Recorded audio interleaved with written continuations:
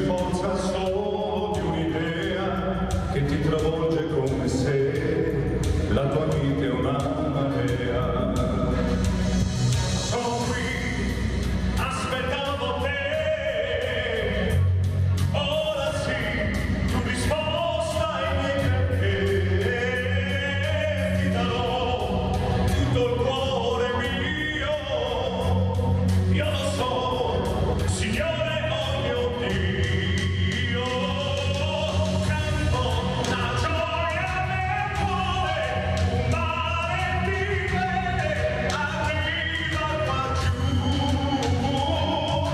vedo un'oasi d'amore, adesso ti crede, non vuole mai più, non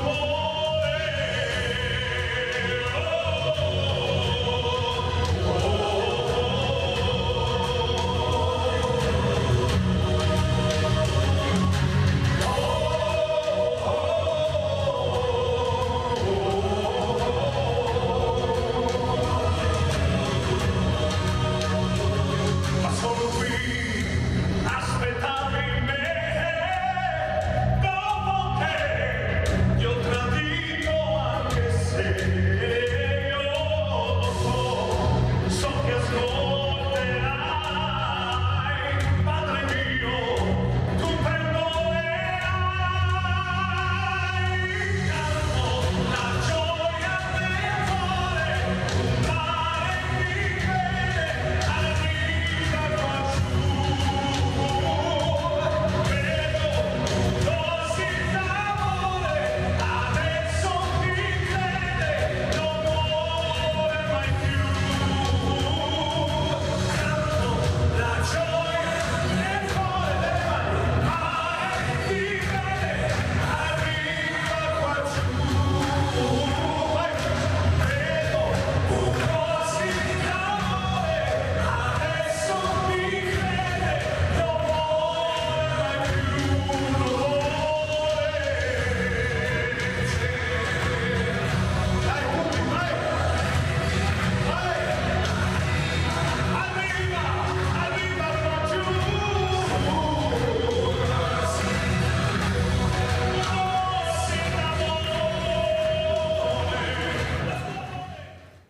Abbiamo sentito anche questa bella musica e canzone che ci ha mandato il professor Avruscio per far capire, ecco, queste persone che gridano, che urlano. Abbiamo visto tanti servizi sui telegiornali, questo cambiamento climatico, ma non solo, questi ragazzini, 20 coltellate, girano coi coltelli, non solo ragazzini ma anche adulti, un pugno, muore la persona.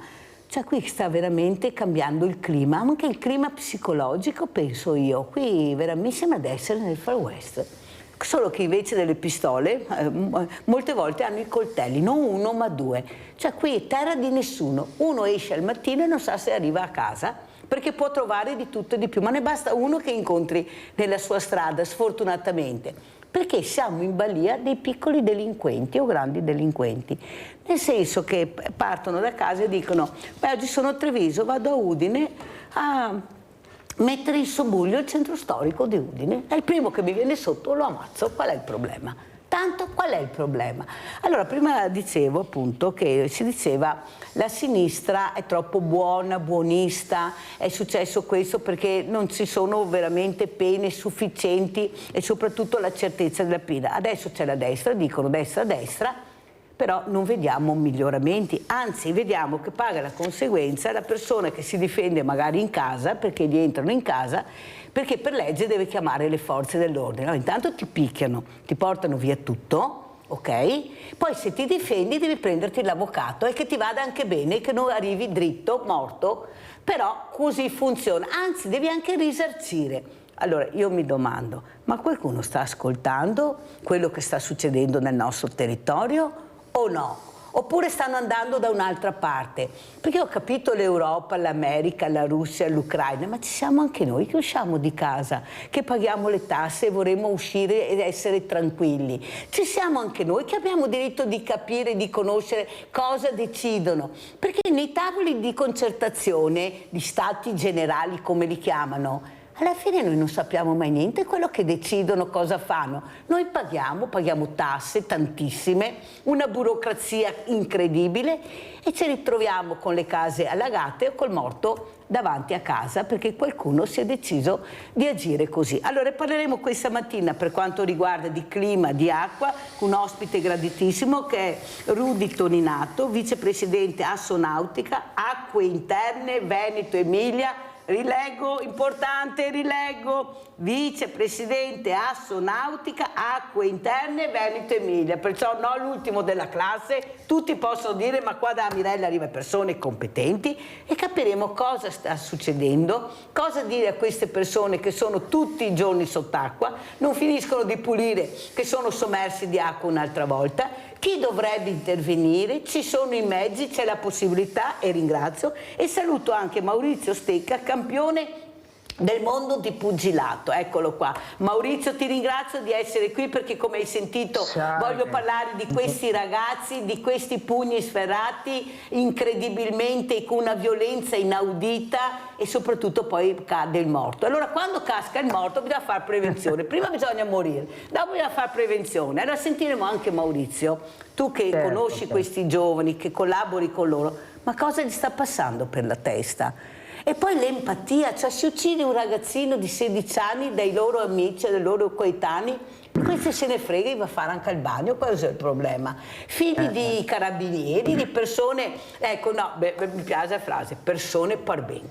E gli era un bravo ragazzo, certo, madonna, è colpa uno, ma certo che è un bravo ragazzo, ha ucciso uno con 20 coltellate assieme agli amici che guardavano. Allora, inizierei proprio dal clima. Allora, dottor Toninato, cosa sta succedendo? Noi vediamo queste piene, anche ieri, una roba incredibile, sole all'improvviso, diluvio universale, nubi fragi, non bombe d'acqua, nubi fragi, perché il termine corretto è nubi fragi, e noi siamo con le spalle al muro.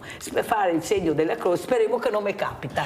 Cosa sta succedendo, Toninato? Buongiorno Mirella, buongiorno spettatori. Innanzitutto ringrazio Mirella per l'invito a parlare di clima, di navigazione, di fiumi, perché io rappresento un'associazione che appunto vive di navigazione, vive di fiumi, vive di territorio fluviale. Beh, innanzitutto anche noi dispiace innanzitutto che in questo tavolo bisognerebbe che ci fossero seduti anche Magistrato alle Acque, Genio Civile, tutti quegli enti che... Ah sì, ma si è sempre occupati, dottor Toninato, molto impegnati. Quando c'è il confronto diretto e duro, prego, diciamo prego.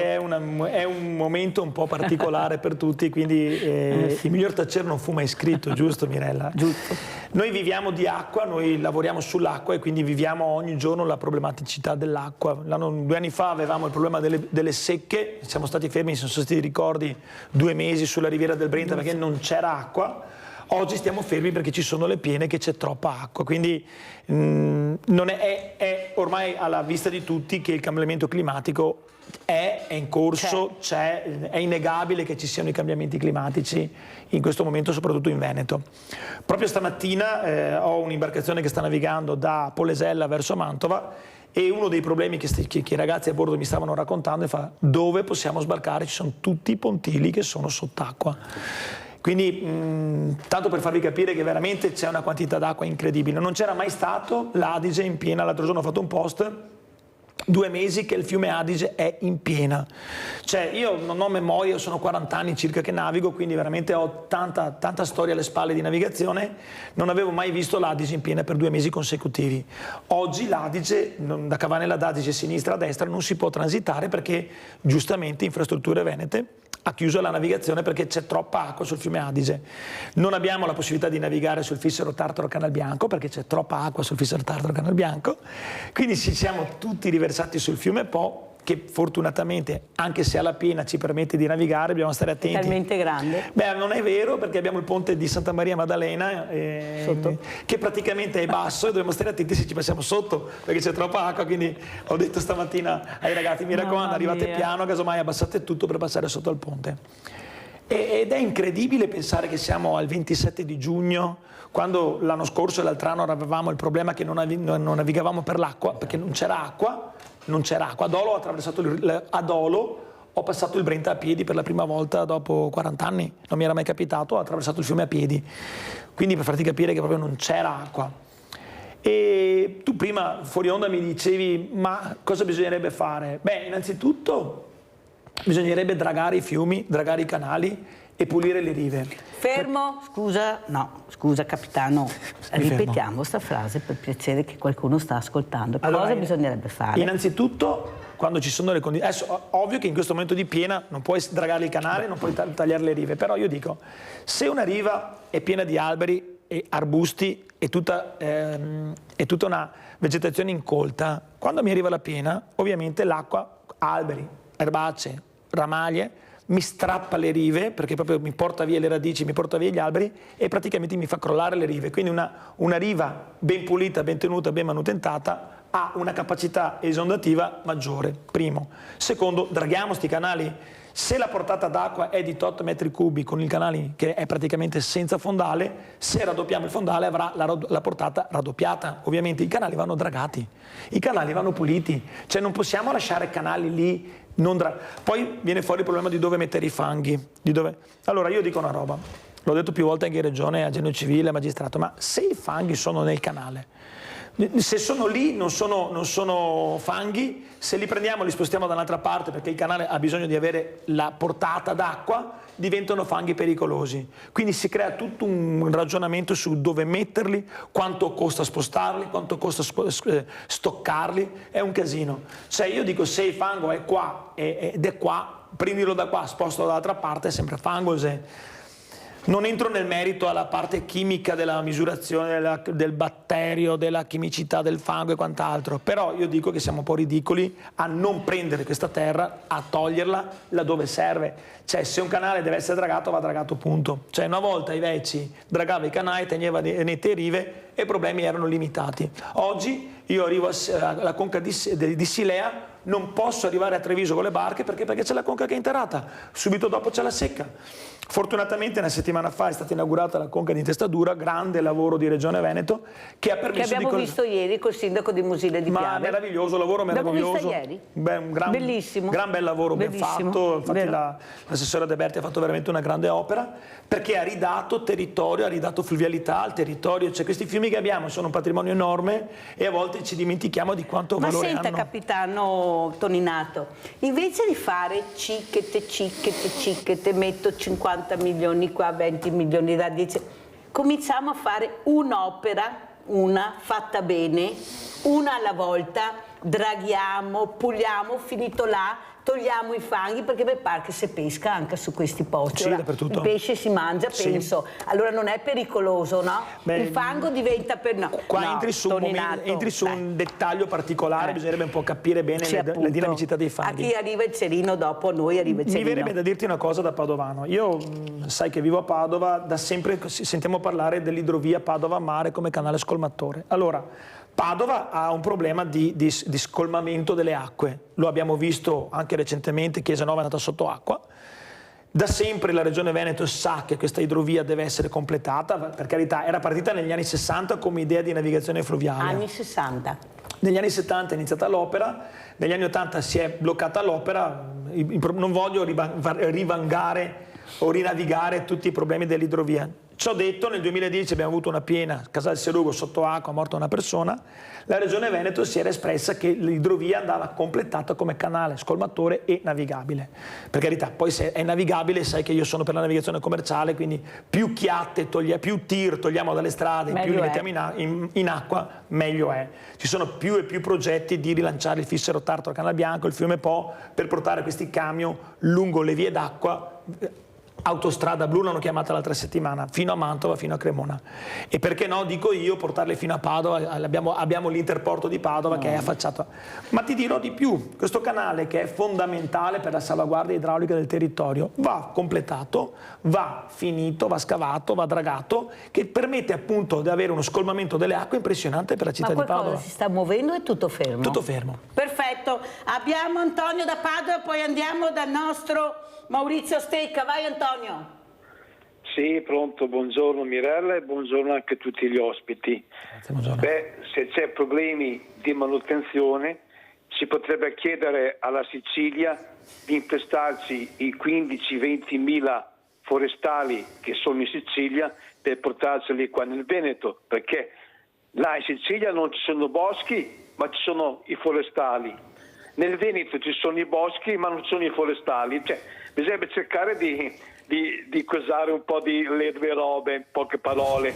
Comunque sto dicendo che la natura fa il suo corso, se tu invadi territori della natura, la natura si ribella, perché si è visto, se tu costruisci un bob in Trentino e disfi un bosco, poi quando piove l'acqua anziché essere drenata dal terreno va a finire in valle e fa disastri.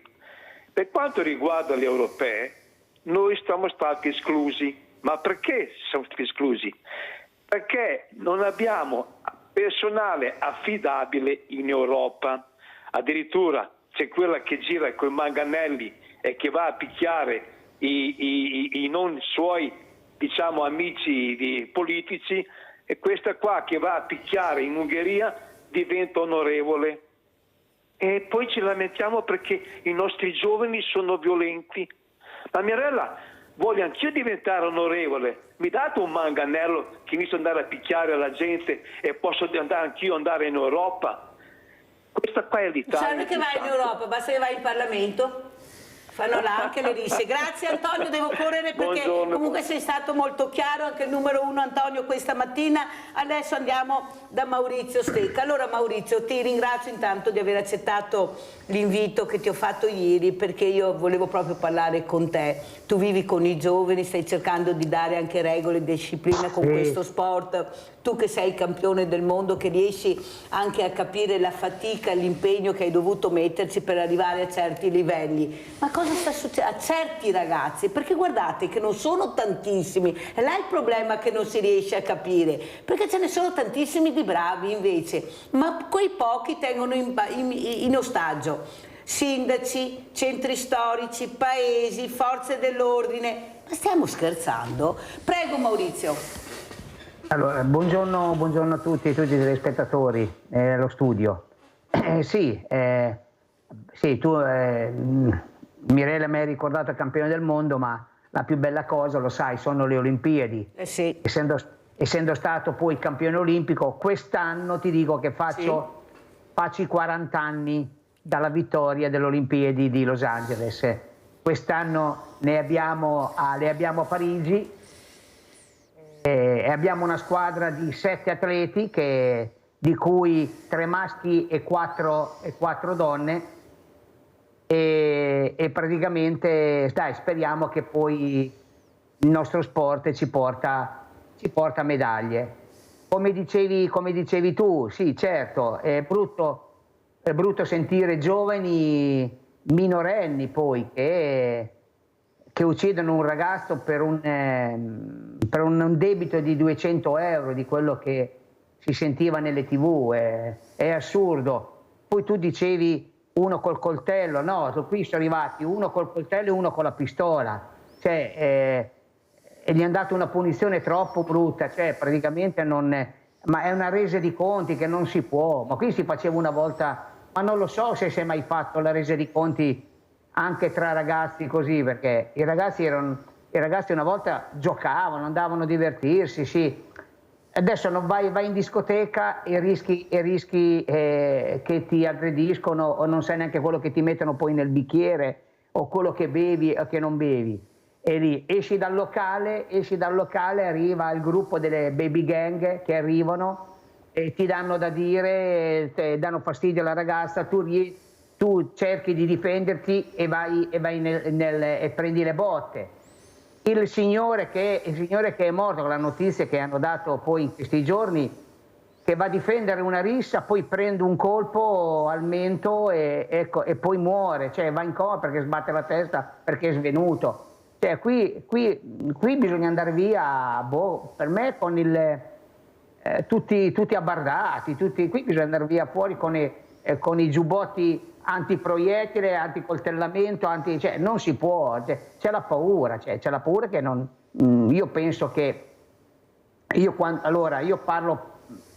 sto parlando in questo modo perché per me sentire queste cose sono non da tutti i giorni, però sta aumentando la situazione. Io insegno lo sport è da vita, lo sport è una medicina positiva, niente anzi è la più grande medicina al mondo lo sport, perché è quella che ti fa stare bene, è quella che ti vede bene di salute, bene mentalmente, con la testa, ragionare sempre a Ma ascolta Maurizio, ma se questi ragazzi, oltre a fare il carcere, perché la pena è giusta e chi sbaglia deve pagare, se te li mandassero e iniziassi veramente a fargli fare, visto che gli piace tanto fare a cazzotti, 8 ore, 9 di pugilato, ma proprio quello bello tosto. Voglio vedere se dopo decidono da Treviso andare a Udine a dire facciamo una bella rissa. Cioè tutti i giorni hai fatto questo, ti piace, perfetto, adesso te lo faccio fare a tempo pieno. Perché con sti fogli di via, Maurizio, non andiamo da nessuna parte. Cos'è il foglio di via? Cosa produce il foglio di via? Abbiamo Nadia in linea, vai Nadia. Ciao Mirella, buongiorno. Ciao, ai tuoi che piacere ospiti. sentirti. Anche a me. Volevo parlare con il signore che hai là in studio. Eccolo qua. Buongiorno. Allora, Il capitano Toninato. ecco, abito nell'ambito del Parco del Sile. Ci sono le rive piene, cariche di rovi, alberi. Una volta si poteva mangiare, perché c'era un signore che abitava qua a fianco, che puliva le rive destra e sinistra, ha impiantato delle noci, piante di noci. Un giorno si era messo a pulire tutta la riva, è venuto fuori i forestali, volevano denunciarlo. Ma questa cosa è giusta? Che io mi vergogno perché hanno detto che c'è la pista ciclabile, bici in vacanza, bici giro Sile. È una vergogna, perché come è tenuta? I turisti quando vengono penso che si mettono le mani nei capelli. Hanno tagliato degli alberi, l'hanno lasciati là. E tempo fa dalla Mirella è venuto il presidente del Parco del Sile, ha detto che le rive spetta al genio, il letto del fiume spetta non so a chi. Allora con tutti questi enti non verrà mai messo d'accordo niente, deve essere un ente solo che dirige tutto quanto, perché dopo fa parte anche i comuni. I comuni non hanno personale per mandare fuori a pulire. Non so. Questo non è diventato il Parco del Sile, è un porco del Sile. Grazie, arrivederci e buona giornata. Ma Questa è la nostra Nadia. Prego, posso capitano. solo dire una cosa, che io capisco l'amarezza di Nadia e la condivido in parte, perché effettivamente non è accettabile avere dei fiumi così bistrattati e maltrattati. Però Nadia e a tutti voi ascoltatori e a te Mirella devo dire una cosa, che ha detto 2 o 3 cose interessantissime. I comuni non hanno competenza, perché c'è la parte fino a che arriva alla riva, poi parte la parte idraulica, parte il demanio uguale regione, la regione dà delle competenze, ovvero ad magistrato alle acque per la parte lagunare, a genio civile per la parte acque interne. La gestione della navigazione è infrastrutture venete, la gestione poi nell'ambito del Parco del Sile abbiamo anche il problema del Parco del Sile, quindi ci sono 4 enti diversi che teoricamente la Regione Veneto dovrebbe soprassedere, cioè ce l'abbiamo un capo, è la Regione del Veneto. E tutti questi nomi che abbiamo fatto sono tutti sotto la Regione del Veneto. Il problema è che poi tra di loro non c'è una comunicazione reale, non c'è una comunicazione oggettiva. Cioè noi stessi quando dobbiamo navigare, quando dobbiamo fare qualsiasi intervento, ci dobbiamo confrontare con 4 enti diversi. Vi faccio un esempio, ma è proprio una cavolata. Se noi dobbiamo navigare da Padova verso Canale Battaglia, ok? Quindi l'ambito delle conche di navigazione è infrastrutture venete, una gestione eccezionale, ma non perché non sono socio di infrastrutture, cioè tu con il telefono chiami da remoto, ti aprono le conche, quindi sono automatizzate ed è bello perché tu arrivi là, trovi la conca aperta, continui a navigare, quindi veramente anche per i passeggeri, per i turisti è una figata, scusate la parola, è molto bello. Molto bello.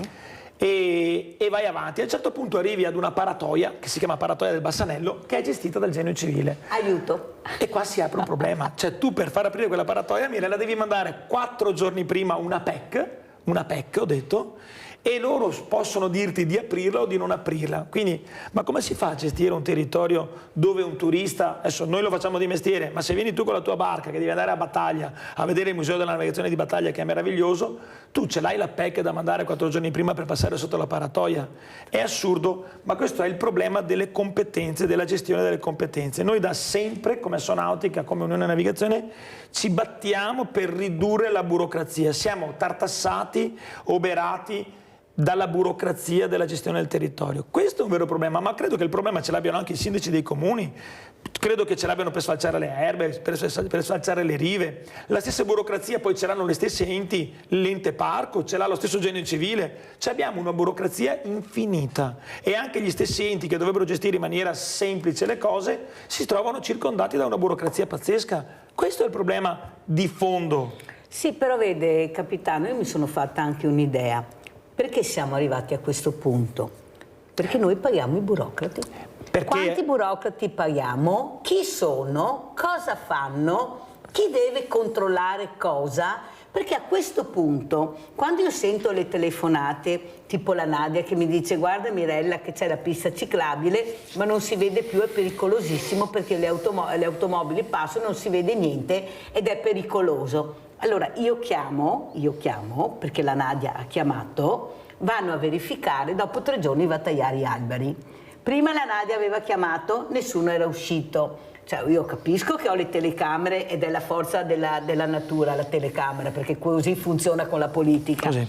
Però nel momento che Nadia chiama, tu, anche se non sei di competenza, visto che questa signora sta facendo prevenzione e evita veramente magari anche un incidente anche mortale, tu devi prenderti l'impegno di mandare qualcuno di competenza a vedere. Ma siccome dice lei, Toninato, questa mail comincia a girare e passa giovedì e passa venerdì, arrivano altre mail, questa va sotto, non si ricorda più, ciao, arriva il morto, madonna. Ma il cittadino, stiamo parlando di 4-5 enti, Genio Civile, Protezione Civile, Parco del Sile, Comune, Provincia, Regione, Consorzi. No, Toninato, non ci sto più. Ma come?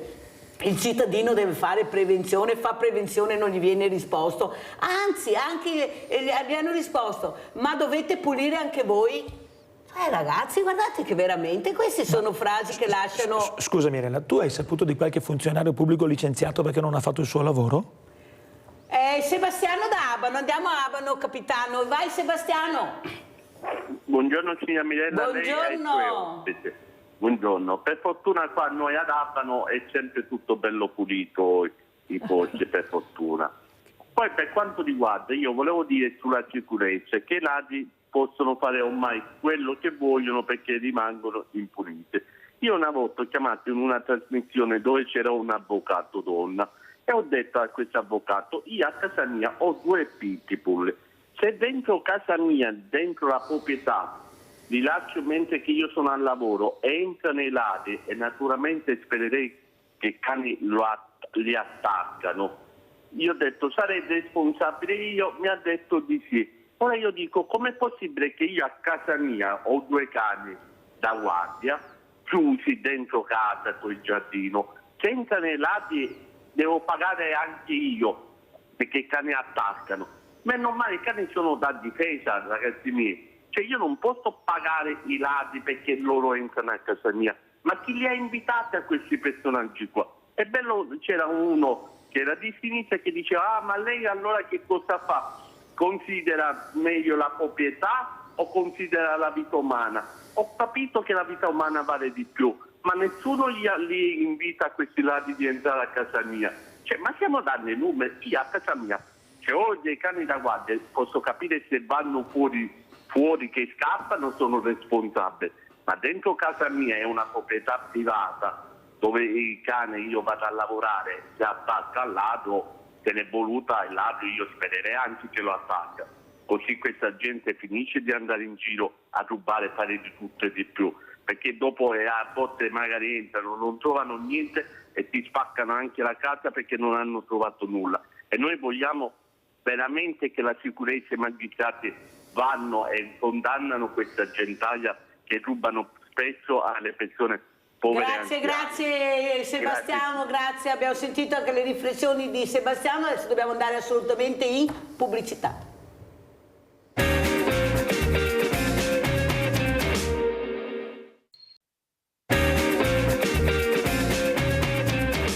Vladimiro da Rovigo, vai Vladimiro.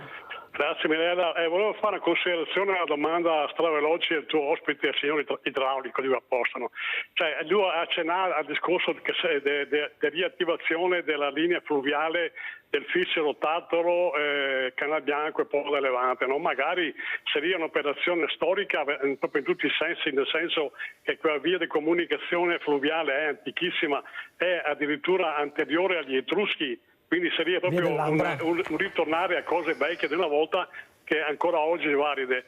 Ma volevo dire velocemente che intanto per chiarire che il fiume del Mezzo, perché viene chiamato anche così, quella linea fluviale, non è un fiume prodotto dall'acqua del Po, ma è un fiume prodotto unicamente da acque veronesi, perché il Fissero deriva dal fiume Mincio, è un canale artificiale, e il fiume Mincio arriva dal lago di Garda. Dopo che tutti i fiumi di risorgiva veronesi che confluisce nel Tartaro, e più dopo viene Nova del Gaibo, dall'Adige si stacca un canale, lo Scortico, che passa davanti alle Ville Badoera e Molin, Venete e Fratta, e va in quel fiume lì. Poi volevo fare una domanda al signore lì, sul discorso del canale che va da Padova alla Laguna di Venezia. Certo, però che si oppone alle lobby del trasporto commerciale che vuole che la merce sia trasportata con dei vettori e non con degli altri, che sia anche la lentezza dei burocrati, della burocrazia. Ma quanto peso ha però anche l'opposizione, non so se dire ambientalisti o gente simile, che non vuole che sia un fiume che scarica direttamente acqua in laguna per motivi loro. Cioè, l'impressione mia è che sempre sta che il motivo principale che ha fatto pendere la bilancia nel non fare quel canale navigabile da Padova a Laguna sia sempre sta appunto quella componente ambientalista, o come si chiama non lo so, che vuole evitare che sia un fiume che porta acqua in laguna. Grazie, buongiorno. Grazie Vladimiro. Allora, prima di rispondere a Vladimiro andiamo a Vladimiro, Maltempo, cos'è successo proprio a Rovigo, andiamo a vedere questo servizio. Maltempo Rovigo. Il giorno dopo la devastante tromba d'aria che si è abbattuta su Rovigo, sulla parte nord della provincia, è incessante la conta dei danni. Si lavora per ripristinare quanto abbattuto dalla forza del vento, si cerca di stilare un primo sommario bilancio. Al lavoro la neosindaca di Rovigo Valeria Cittadin. Colpite anche molte strutture comunali. Allagato il seminterrato del comando di polizia locale, allagato il teatro sociale come la centrale termica del Museo dei Grandi Fiumi. Molti quartieri della città colpiti dalla forza dell'acqua e del vento. San Bortolo, San Pio X, Commenda, con una decina di tetti di abitazioni scoperchiati tra Granzette, Cantonazzo e Conca di Rame. Ho ricevuto video da cittadini, afferma la sindaca Cittadin, che evidenziano lo stato di disperazione in cui si trovano, con case allagate e arredamenti distrutti. Esprimo la mia più sentita vicinanza e una delle nostre priorità sarà proprio pulire tombini e caditoie per prevenire situazioni e allagamenti devastanti come quelli di ieri. Andiamo a vedere anche il Muson a Campo San Piero, sempre a Padova, andiamo a vedere.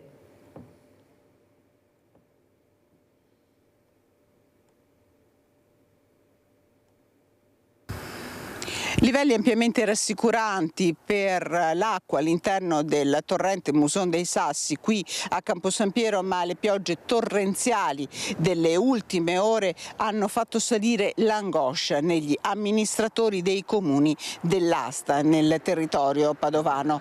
Da loro l'appello: servono interventi e serve farli in modo urgente. Anche questa notte l'avete passata sugli argini, sindaco? Sì, allora diciamo che non era la situazione critica dell'altra volta, per cui non abbiamo dato particolari allarmi, però siamo stati a controllare fino a piena notte. Limacciose, ma su livelli che non destano alcuna preoccupazione, le acque del torrente Muson, che raccolgono il deflusso dei 120 mm di pioggia caduti a Castelfranco nella serata di martedì. Per i cittadini è stata comunque una notte di veglia. Il 17 maggio era andata diversamente. La rottura dell'argine nel cuore della notte, con l'acqua e il fango a invadere case e aziende in sinistra idraulica. Oggi questo timore non c'è.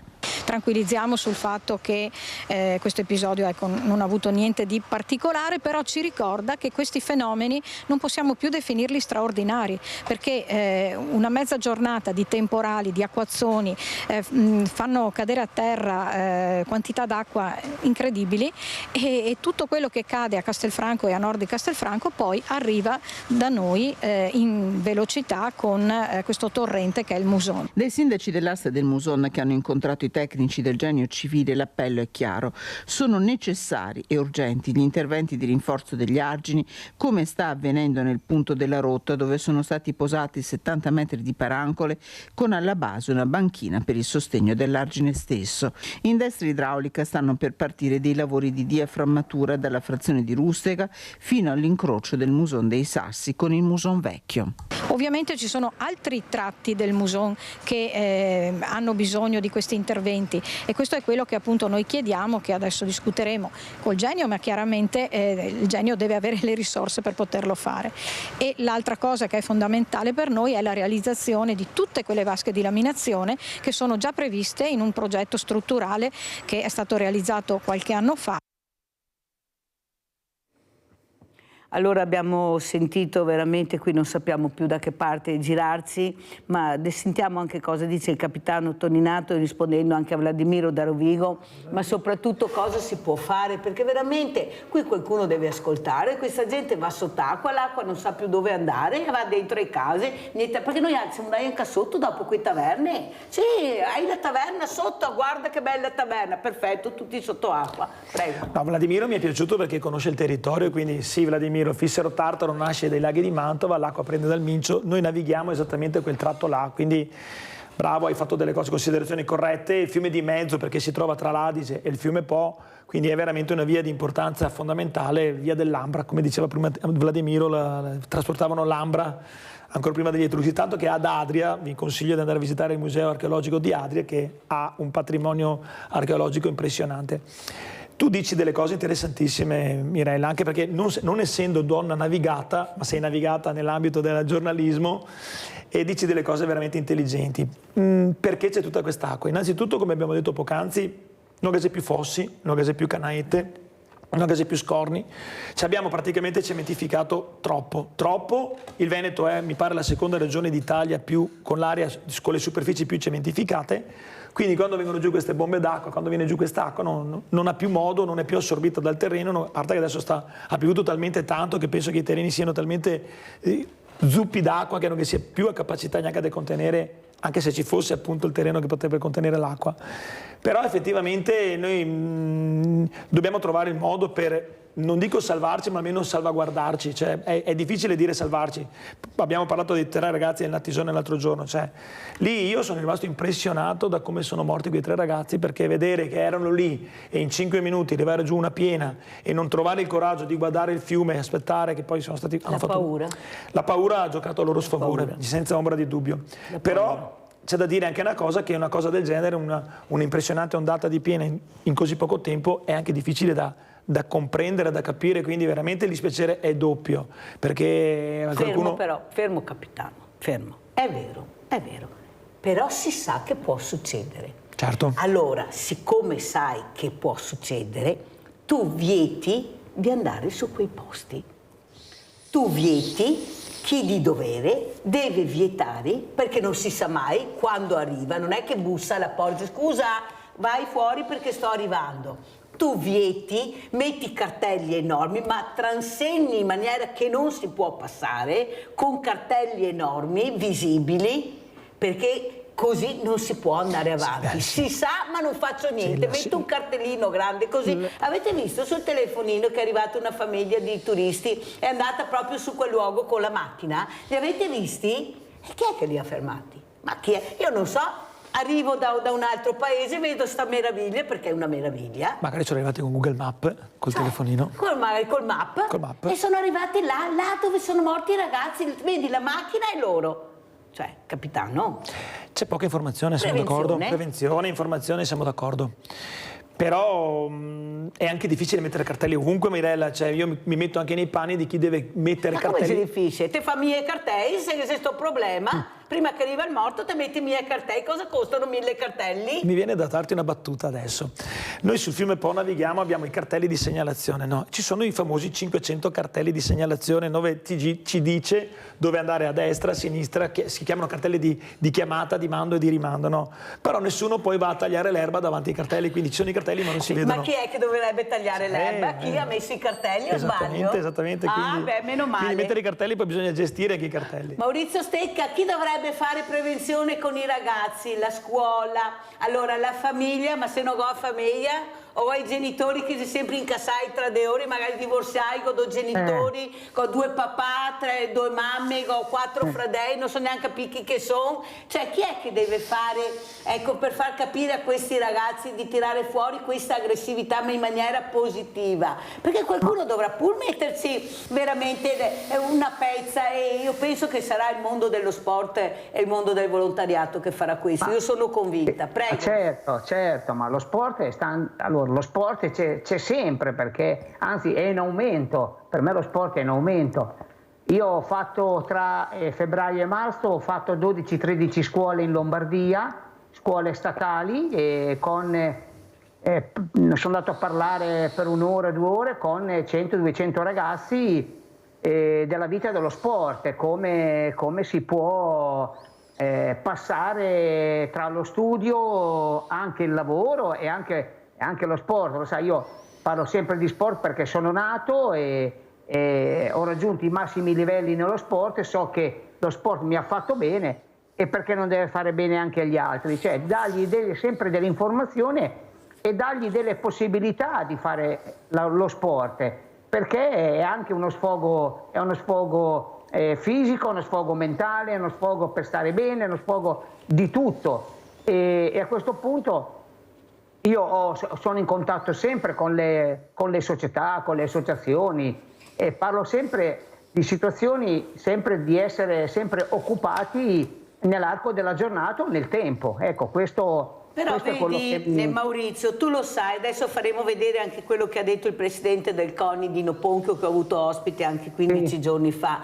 Lui è molto arrabbiato, Maurizio, perché dice: noi non dobbiamo nelle scuole iniziare a fare sport dalla quinta elementare. Noi dobbiamo iniziare a fare sport prima, addirittura dall'asilo, dobbiamo fare atletica, dobbiamo fare ginnastica, dobbiamo fare discipline sportive, ma perché dalla quinta elementare? Cioè, ma capite che c'è... E poi cosa costa, Maurizio? Anche il calcio costa, tutto a pagamento. No, ma chi vuole può venire, sì, se te mi dici dove e quando, e se è gratuito forse riesco anche a capire, perché sembra, hai capito, uno dice una cosa, uno ne dice un'altra. Allora sentiamo cosa dice Ponco, Maurizio, poi se sei d'accordo col presidente del CONI, proprio a Sport Senza Barriere che abbiamo fatto, che questo è il 3° anno che lo faremo all'ippodromo di Treviso, questa meravigliosa area verde che abbiamo, che il presidente Bovio ha messo a disposizione. Andiamo a sentire cosa dice il presidente Dino Ponco, il presidente del CONI Veneto.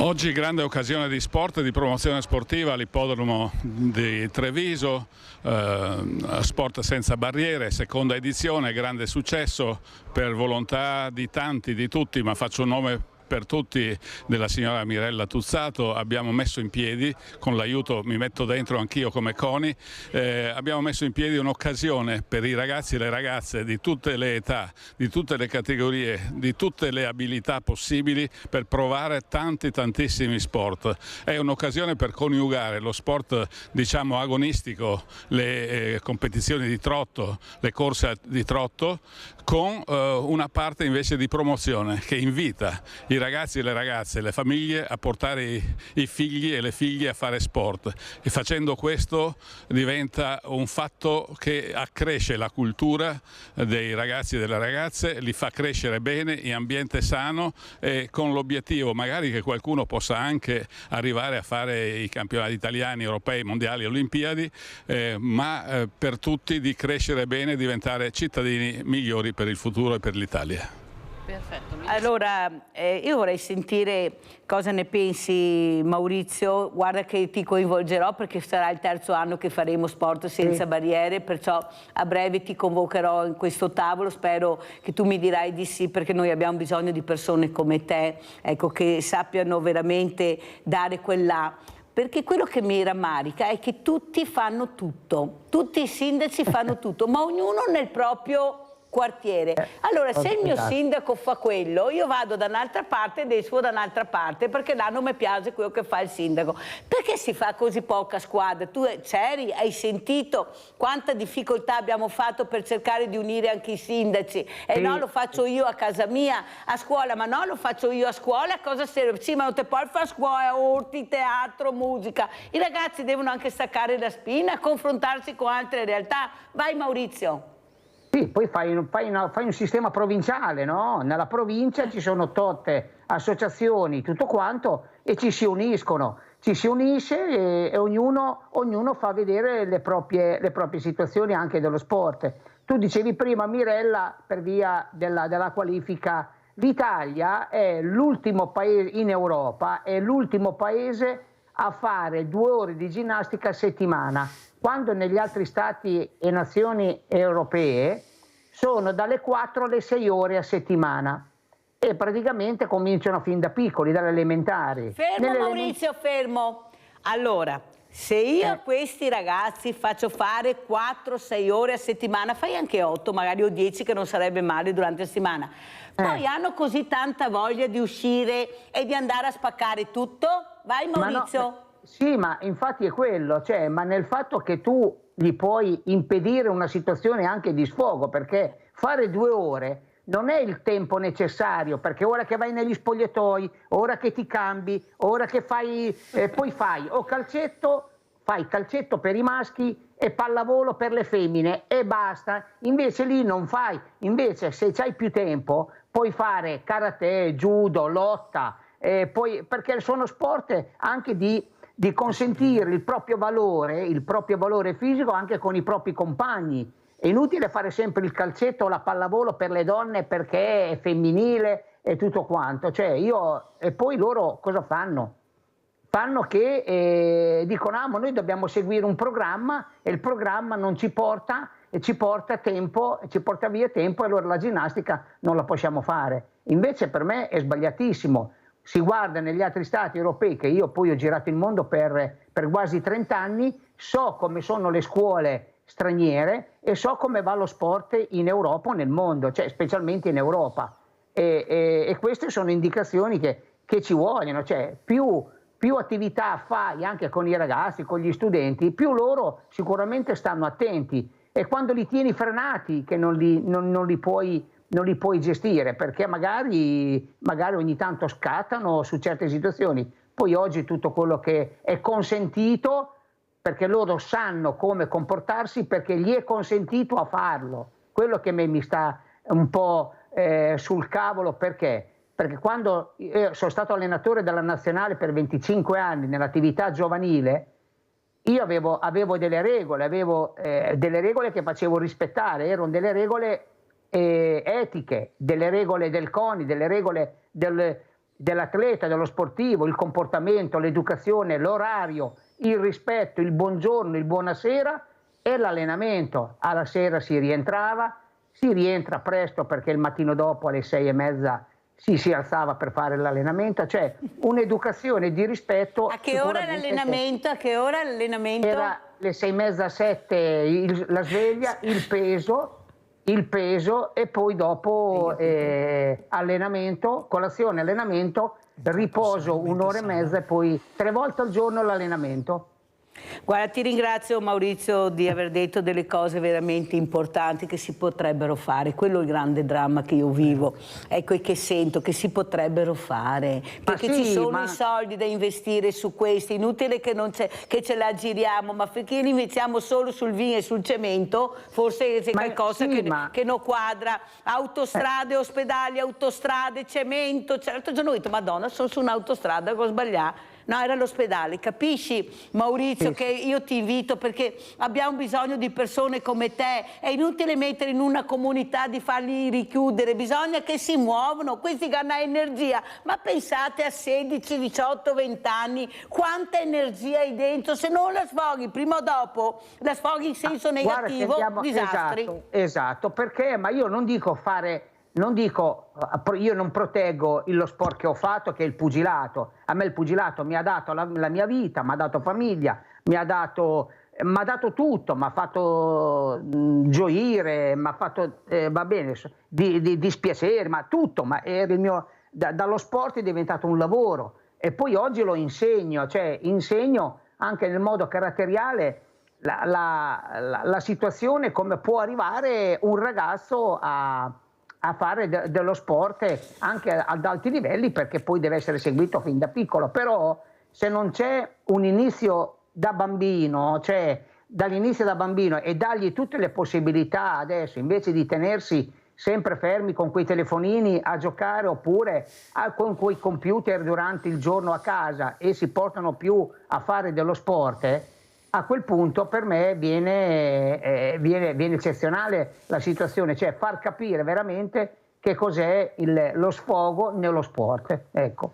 Grazie veramente Maurizio, ecco, anche per le parole che hai detto e per quello che si potrebbe fare da domani, no?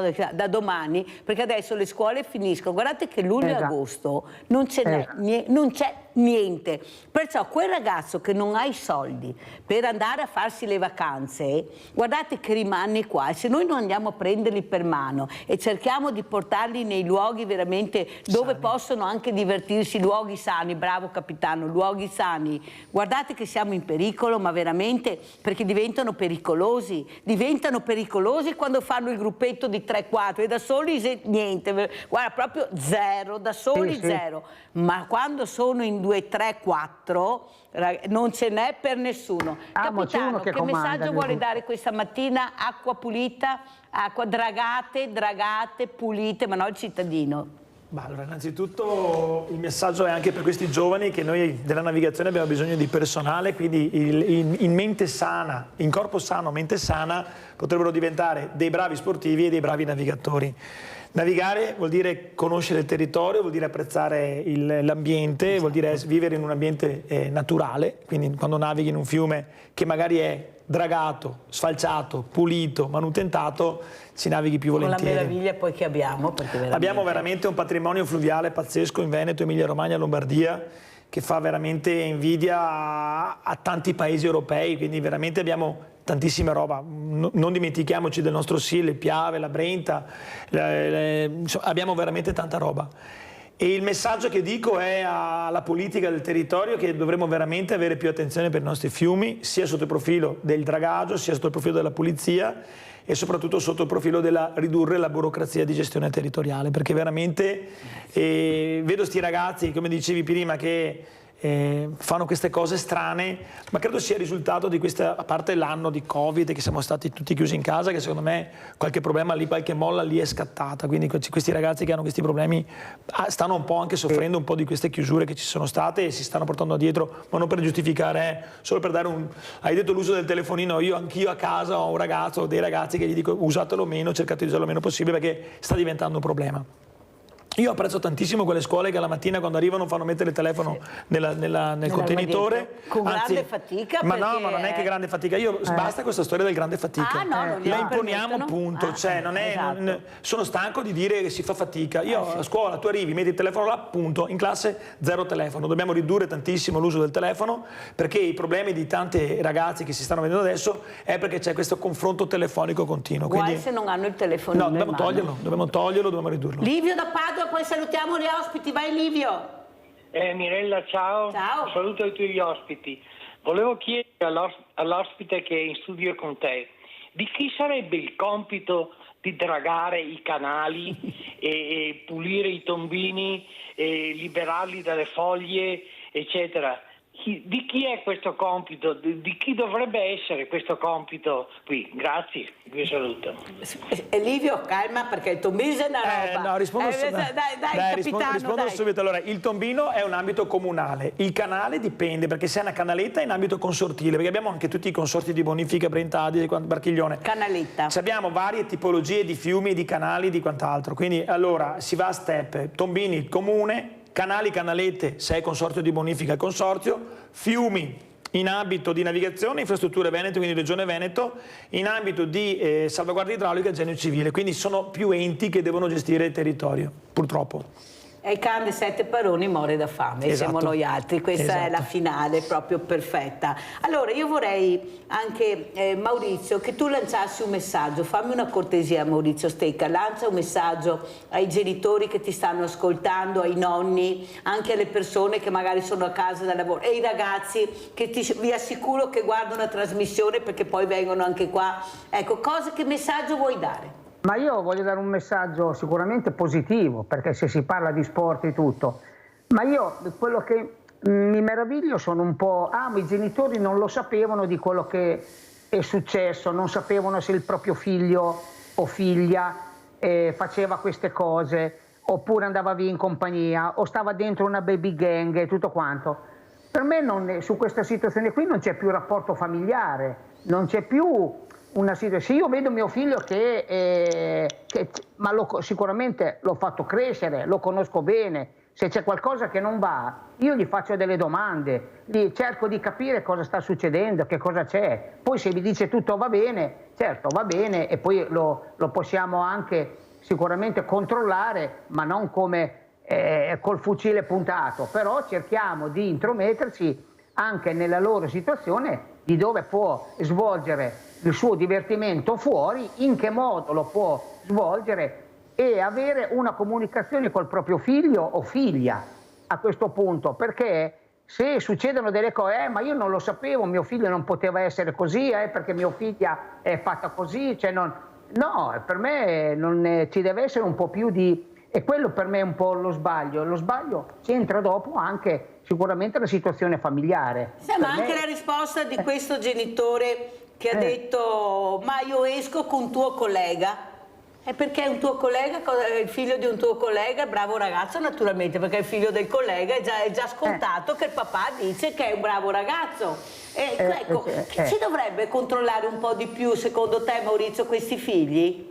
Ma certo, non è mica... Io va bene, i miei figli adesso, io sono nonno 2 volte, ho mia figlia ha 34 anni, mio figlio ne ha 24, c'è una differenza di 10 anni, però quando loro potevano uscire con le loro compagnie, oppure anche adesso, mio figlio lavora perché sta lavorando, ma quando va fuori, che so che lui va fuori, praticamente io gli dico sempre, guarda, come ti sposti magari tra una situazione e l'altra, ti sposti o con la macchina o ti sposti in certe situazioni, magari mi mandi un messaggio e dici guarda non sono più qui ma sono a mezz'ora, un'ora di macchina, qualcosa così, cioè sapere un po' le varie condizioni, ma non perché glielo obbligo, perché è così già di una comunicazione tra genitore o tra genitore e figli, cioè ma non è una regola, però è una questione di abitudine che io vorrei sapere con quello che sta succedendo. Adesso a parte mia figlia che è sposata, c'ha suo marito, ha la famiglia e tutto, ma mio figlio quando deve uscire o altre cose non è che gli obbligo di dire che,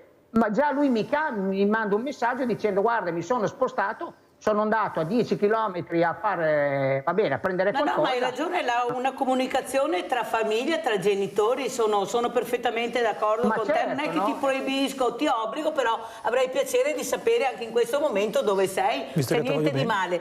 Capitano, ma è così difficile fare il genitore? Io sì, io ne ho 3 e faccio fatica, non ti nascondo. 24, 16 quasi 17 e 15 quasi. Mamma, aiuto. Sono età Quello difficili. più difficile qual è?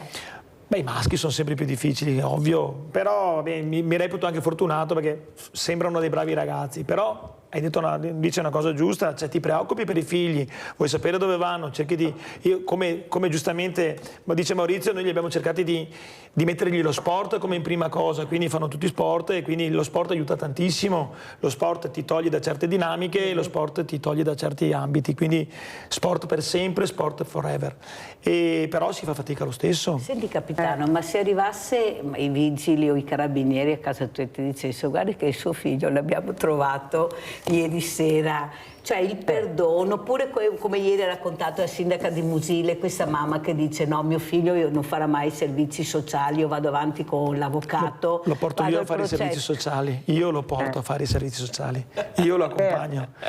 Poi, ci starei malissimo, ma lo porterei a fare i servizi sociali, ovviamente. Che cosa gli ha risposto Silvio? No, non esiste, io faccio il processo, perché vado avanti, difendere l'indifendibile. Capite questi sindaci? Maurizio cosa gli ha risposto questa mamma? Naturalmente ha perso, il processo è andato avanti, ha perso e ha fatto i servizi sociali. Ma bastava che lo portava subito, era finito. Avete capito il difendere l'indifendibile? Grazie ai miei ospiti, veramente grazie, pubblicità. Grazie a te, Mirella.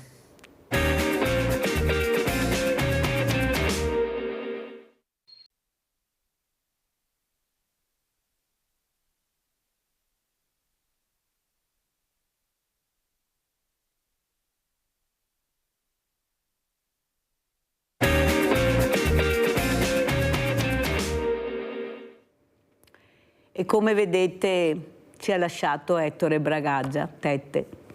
Sapete quanto io ero affezionata a questa persona che è stata qui a Sveglia Veneti più volte, ma soprattutto la difficoltà di dare un po' di dignità a questa persona cieca, decadimento cognitivo, 1000 problemi, fino all'ultimo ha cercato di essere indipendente, ma poi non ce la faceva più, i figli non riuscivano più ad accudirlo. Usciva anche di notte, da solo, perché era da solo a casa. Voi non avete idea delle peripezie per riuscire a trovare un posto, dare un po' di dignità a questa persona. Non è possibile andare avanti così. La svama, certo che serve la svama. L'ho detto anche al primario di geriatria che ho avuto ospite qui a Sveglia Veneti. Ma cosa vuoi svamare a 98 anni, una persona cieca? Ma cosa vuoi svamare? La relazione del medico, dopo in base a quella relazione che scrive il medico tu devi dare il punteggio, ma il punteggio deve essere alto perché sennò non vai da nessuna parte. Liste d'attesa incredibili per questi diversamente giovani che hanno sofferto una vita e non riusciamo neppure a dare spazi, però troviamo spazi e soldi per fare di tutto di più e non per dare dignità a queste persone. Perciò un grande abbraccio a Ettore, veramente un grande abbraccio, poi vedremo anche qualche filmato, un grande abbraccio ai figli, al figlio e alla figlia, ma soprattutto a Ettore, questo uomo, questo combattente nato, questo partigiano che non si lasciava mettere sotto i piedi da nessuno, che aveva il coraggio di dire la verità, quello che lui provava, non aveva bavaglio. Ecco, diceva quello che pensava e delle volte andava giù molto duro. Però purtroppo neppure questo siamo riusciti a fare perché non ci sono posti e quando ci sono e arrivi queste persone ci lasciano. Ne parleremo questa mattina con due ospiti graditissimi. Abbiamo collegato il dottor Oscar Miotti, non a caso, psicologo e sessuologo. Grazie dottor Miotti di essere qui con noi questa mattina e ringrazio anche Gianni Zappador che fa parte del direttivo dei Veneti Schiacciati dalla crisi ma che è figlio di un centenario, poi vedremo il servizio. Ecco, papà Antonio ha fatto 100 anni proprio l'altro giorno, poi vedremo il servizio e un grande abbraccio anche a Antonio Zappador. Ma la mia domanda è anche questa, Gianni, quanto difficile è gestire un centenario oppure se ancora autosufficienti tutto sommato ce la fanno? L'importante è avere qualcuno che li ascolta, che li accudisca, che li coccoli, che porti pazienza. Prego Gianni, tu sei anche psicologo poi oltretutto. C'è un centenario che ha diciamo, delle capacità di movimento limitate, ha bisogno di tutto. Vive a casa propria ma in albergo, quindi ha bisogno di essere accudito, che venga fatto il letto, che venga pulita la casa, preparargli da mangiare, e se la sua mobilità gli impedisce di deambulare in maniera indipendente, bisogna accompagnarlo in bagno e dove lavarlo, pulirlo, fargli la barba, fargli... Cos'è il rispetto per questo padre, Gianni? Tu hai altre 2 sorelle, il rispetto per questo uomo che vi ha fatto diventare grandi, che ha cercato di dare il massimo. Stavo parlando di un uomo che era professore, insegnante di inglese alle Stefanini, dove io ho fatto le scuole, che lo vedevo arrivare in bicicletta, vento, neve, pioggia, sempre bicicletta comunque, che dava anche un esempio ai suoi ragazzi. Ecco, cosa vuol dire rispetto per il proprio genitore? Rispetto va insieme anche con affetto che uno ha per il proprio genitore, per i propri genitori. È una cosa abbastanza che va assieme. Rispetto, cioè non... Sì. Aver pazienza di ascoltare. Sì, aver pazienza di ascoltarlo e anche, diciamo, ascoltare le sue fantasie, perché spesso quando si è immobilizzati si sogna e si pensa a fare delle cose che forse non sono possibili, però lasciamogli pure dar sfogo alla fantasia, che possono essere, nel caso suo, i viaggi. Perché lui ha viaggiato fino a poco tempo fa? Ma ancora fino a 6 mesi fa lui voleva vedere ancora dei paesi che gli mancavano da visitare. E paesi lontani magari? Paesi lontani, il Giappone non l'ho mai visto, vorrei andare in Giappone. Naturalmente vorrei fare una crociera. Naturalmente questo chiaramente non poteva essere possibile, perché bisogna andare in viaggio con un ospedale, con un... Però bisogna sapere anche dire certi no in maniera dolce, oppure... No. Anzi, è meglio secondarlo e fargli vivere una fantasia che nel momento in cui lui desidera, diciamo, questa cosa, la vive in maniera fantastica e gli dà la speranza di poter riuscire a fare, di aumentare la propria... Mentre dicendogli un no può essere anche un trauma, diciamo, bloccare un desiderio che non è possibile effettuare. Allora andiamo a vedere proprio questo centenario del grande professor Antonio Zappador, andiamo a vedere il servizio e poi lo commentiamo anche col professor Miotti. Happy birthday, Professor. Happy birthday. Thank you very much. 100 years is a very, very long time. Yeah, very long time, of course. Treviso festeggia il 100° compleanno di un uomo che ha lasciato un'impronta indelebile nella comunità, il professor Antonio Zappador. Riaffiorano tanti ricordi in questi momenti, molti ricordi legati soprattutto ai suoi lunghi anni di insegnamento. Sì, l'insegnamento, i viaggi, alle avventure, alle cose belle che ho visto.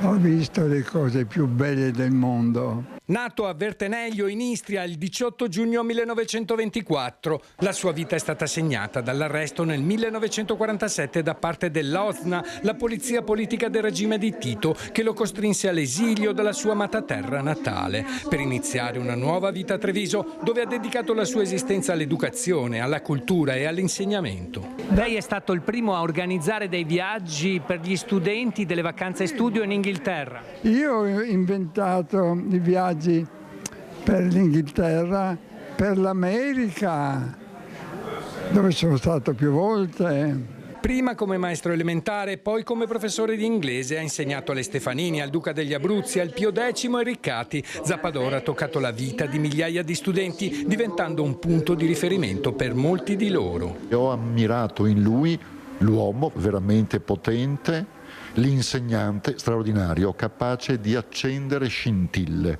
La sua passione per l'insegnamento si è estesa oltre le aule scolastiche, assumendo ruoli di traduttore al tribunale e corrispondente in lingua inglese per la Camera di Commercio. Zappadore è stato anche presidente della società Dante Alighieri e ha collaborato attivamente con l'Ateneo di Treviso. Il sindaco Mario Conte gli ha consegnato una pergamena a nome della città. Che vuole essere un abbraccio da parte di tutta la comunità per questi primi 100 anni.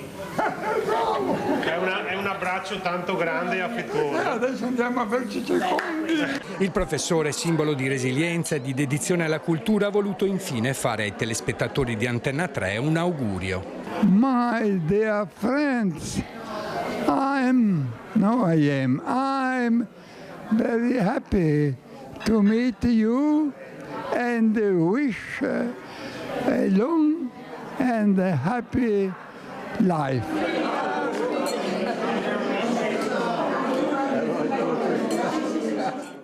Allora, dottor Miotti, come commenta questo bellissimo e importante servizio, ecco, questo centenario che viene festeggiato dai figli, dagli amici, questa famiglia che si allarga? Prego, dottor Miotti.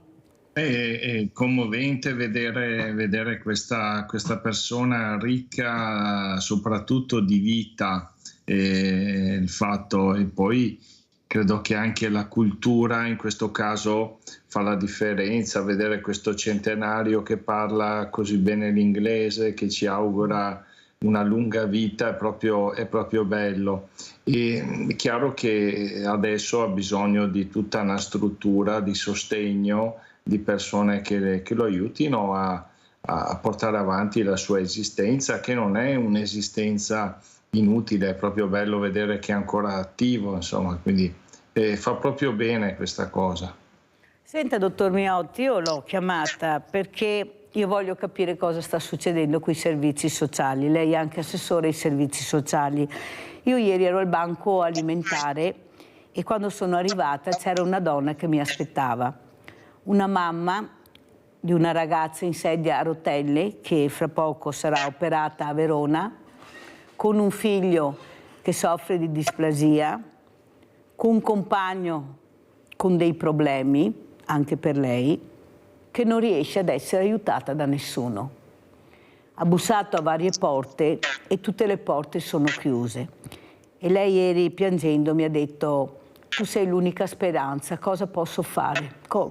Non ho soldi, andare a Verona costa perché devo anche spostarmi, devo seguire. A chi lascio il bambino più piccolo, il ragazzino più piccolo che ha problemi, non so più cosa fare. Dottor Miotti, non è che abbiamo esagerato troppo nel dire non abbiamo soldi, non abbiamo personale, non abbiamo niente, poi vediamo che si spendono tanti soldi per le feste, per le sagre, per i concerti, col tutto il rispetto che ho per queste cose, perché ci vogliono e sono importanti. Ma non è più importante dare risposta a questa mamma, a questa donna, a queste famiglie, a questi bambini che non hanno più proprio il supporto che ha avuto? Perché l'ho abbinato al papà Antonio Zappadore? Perché lui ha la fortuna di avere dei figli meravigliosi, una famiglia.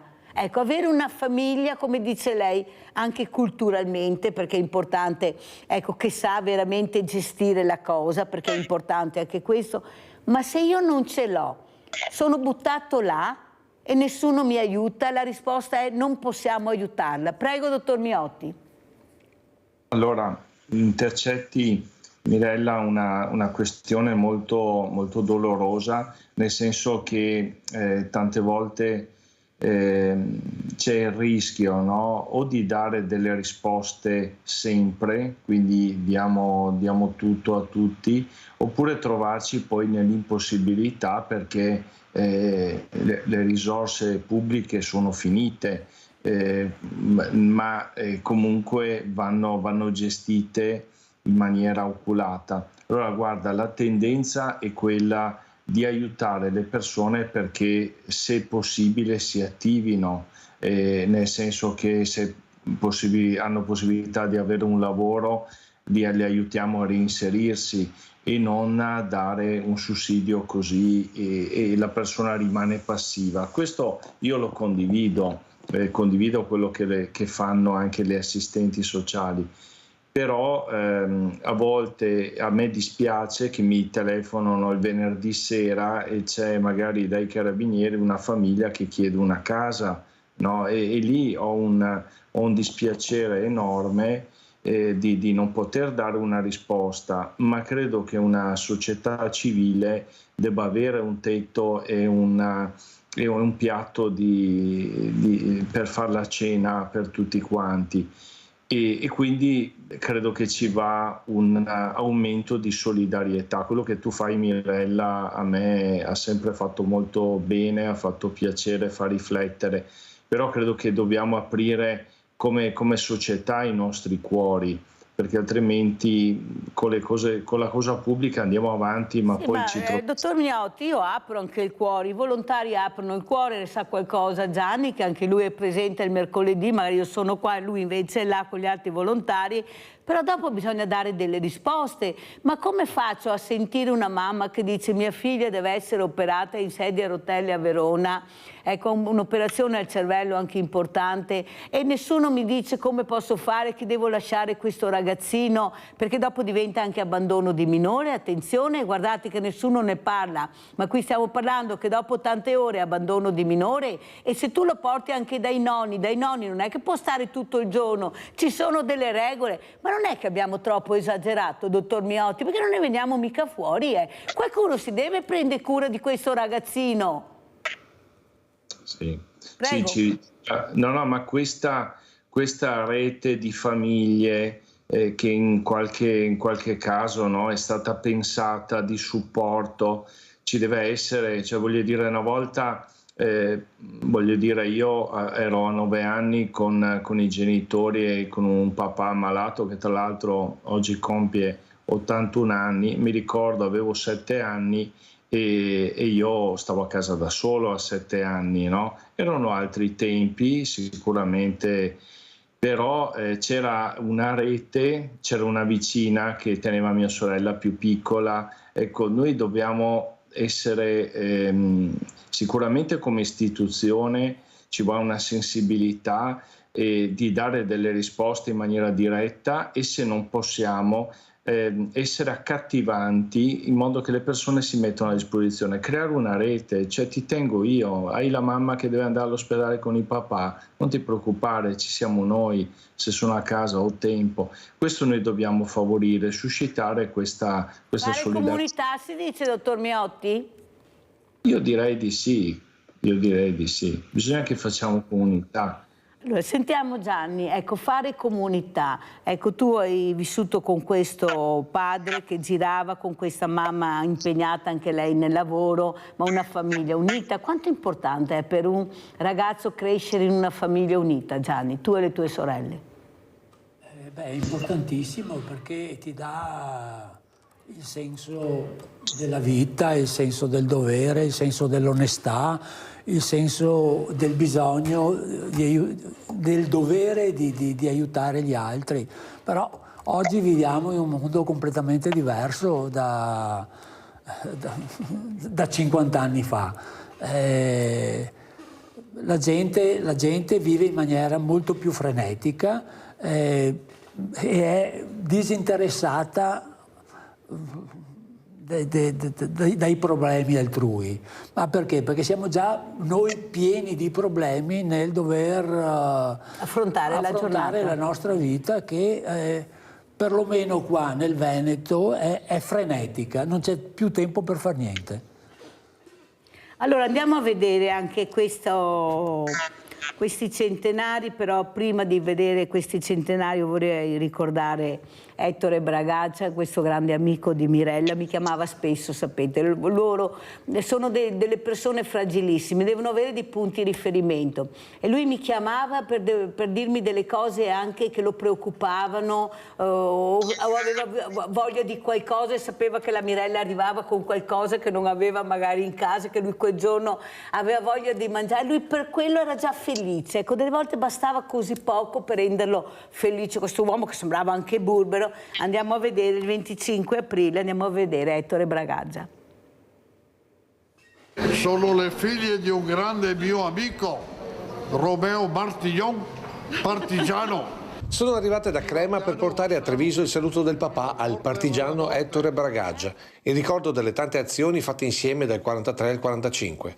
Anche così si onora il 25 aprile ascoltando i protagonisti della liberazione. Lui era nell'aeronautica, era a Spalato e dopo, mi sembra dopo l'8 di settembre, così era dovuto scappare, aveva dovuto buttare via le divise, aveva fatto una fuga un po' rocambolesca e niente, è andato a finire, è arrivato a Treviso in treno, insomma, nascondendosi un po'. Senta, ma secondo lei è ancora un senso festeggiare il 25 aprile? Ma secondo me direi proprio di sì. Una certezza che è granitica, soprattutto in chi ha vissuto quei giorni scegliendo da che parte stare. Che abbiamo tanto lottato per dare la libertà agli italiani ed è tanti che non riconosce questa data, non è vero? E forse è colpa anche nostra di gruppi partigiani, i libri di testo che nella scuola non dice niente, non so. È convinto che ci sia un po' di revisionismo? Revisionismo, ma è tutto un gioco, perché te vedi, non so, che la cresta fascista sta nascendo ancora. Per il partigiano Bragaggia, se non staremo attenti, è una storia destinata a ripetersi. I punti che noi avevamo in Italia si chiamava Mussolini, in Russia adesso c'è Putin, che è andato in cosa, dove sono andati? In Ucraina sono andati. Ah no, e noi altri con il Putin Mussolini abbiamo fatto la guerra di Africa, siamo andati in Albania, non so, comandare militari dappertutto, morti dappertutto, non so, perché avevamo il Putin. Ed ecco perché, dall'altezza quasi centenaria dei suoi anni, il partigiano Bragaggia è convinto che la liberazione non può essere solo una festa italiana. Dovrebbe essere europea, perché cosa è un insegnamento? Perché è stata una conquista che deve essere ricordata anche dagli altri. Dottor Miotti, questo uomo che ricorda, i ricordi vivi nella mente, gli anni passano, l'età avanza, però i ricordi rimangono. Prego, dottor Miotti. Assolutamente, poi sono esperienze, se pensiamo a cosa hanno vissuto in quell'epoca dove c'era una estrema conflittualità che per certi versi sta tornando anche adesso, no? A volte capita di vedere dei parapiglia anche quando ci sono delle idee diverse, ma lì si rischiava la vita e quindi sono esperienze che hanno toccato una parte importante. Io ho sempre accostato i grandi vecchi, ho avuto la fortuna di incontrare Rigoni Stern camminando per le colline dietro Asiago, ci siamo parlati, ci siamo scritti e quindi ho anche un altro amico che poi è diventato, l'ho portato fino alla morte, lui era partigiano e mi raccontava. Ecco, c'è stata una fase della mia vita dove ho proprio bevuto di queste storie perché mi fanno capire dove siamo e perché oggi siamo così e anche avere una prospettiva per il futuro, quindi non va dimenticata questa memoria assolutamente. Gianni, ma cosa vuol dire, ecco, vivere anche di ricordi che questi genitori, questo papà racconta, la sua vita, la sua storia?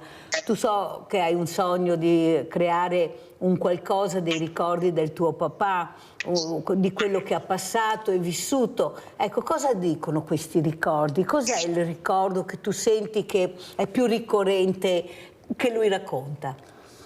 Allora, lui è stato arrestato quando aveva 20-24 anni, adesso di preciso non lo so, e spesso racconta, diciamo, questo episodio di come lui è riuscito a scappare, però dopo è stato preso, dopo è stato liberato e dopo è scappato, cioè è venuto qua nel Veneto perché ha chiesto come maestro di poter avere una cattedra di insegnamento, perché lui non voleva prendere le armi, anche perché nella zona dove l'Istria c'era il fascismo, era terra italiana, conquistata dai tedeschi, c'erano i partigiani italiani, c'erano l'esercito di Tito e i partigiani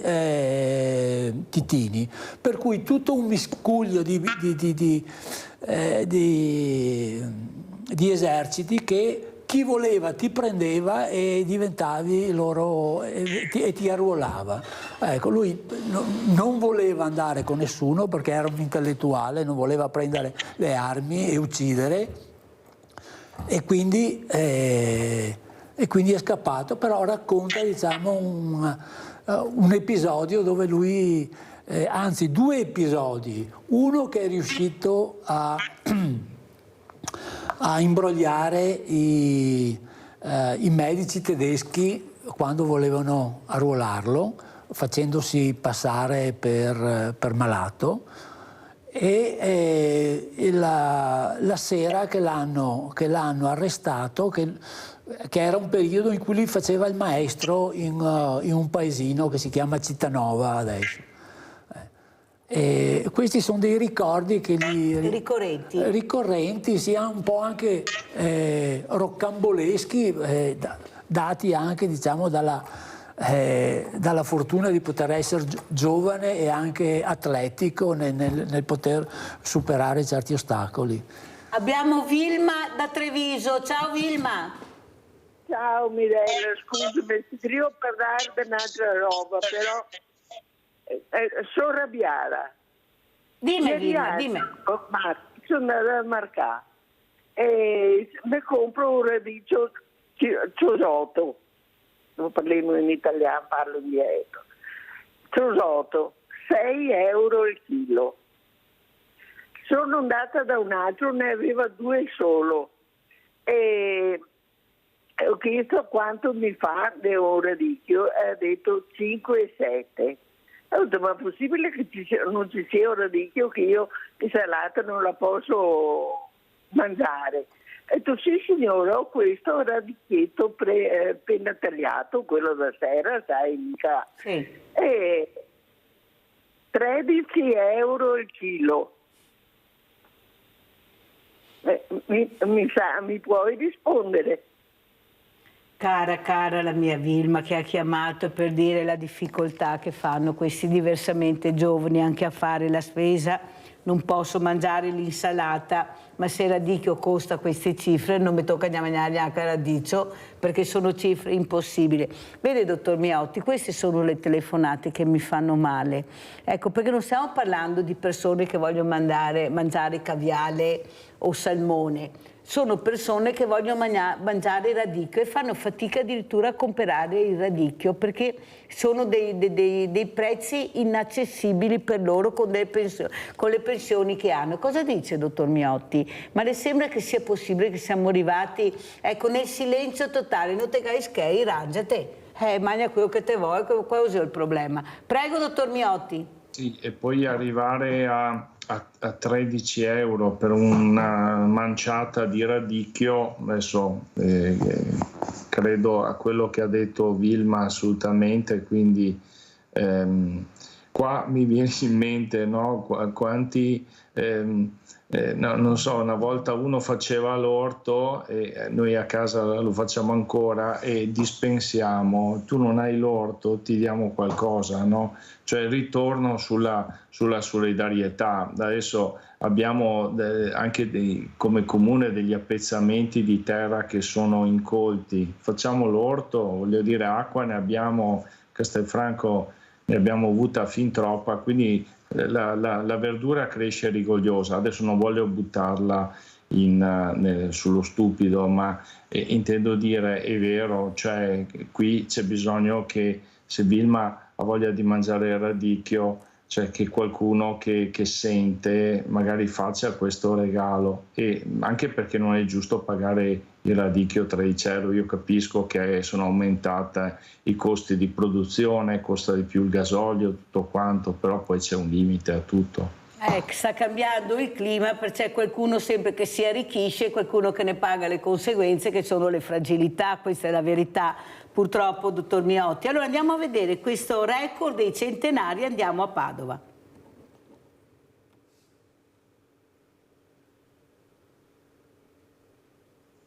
Signor Antonio, allora lei ha 100 anni, ma ha lavorato fino a quanti anni? 95, 96. No?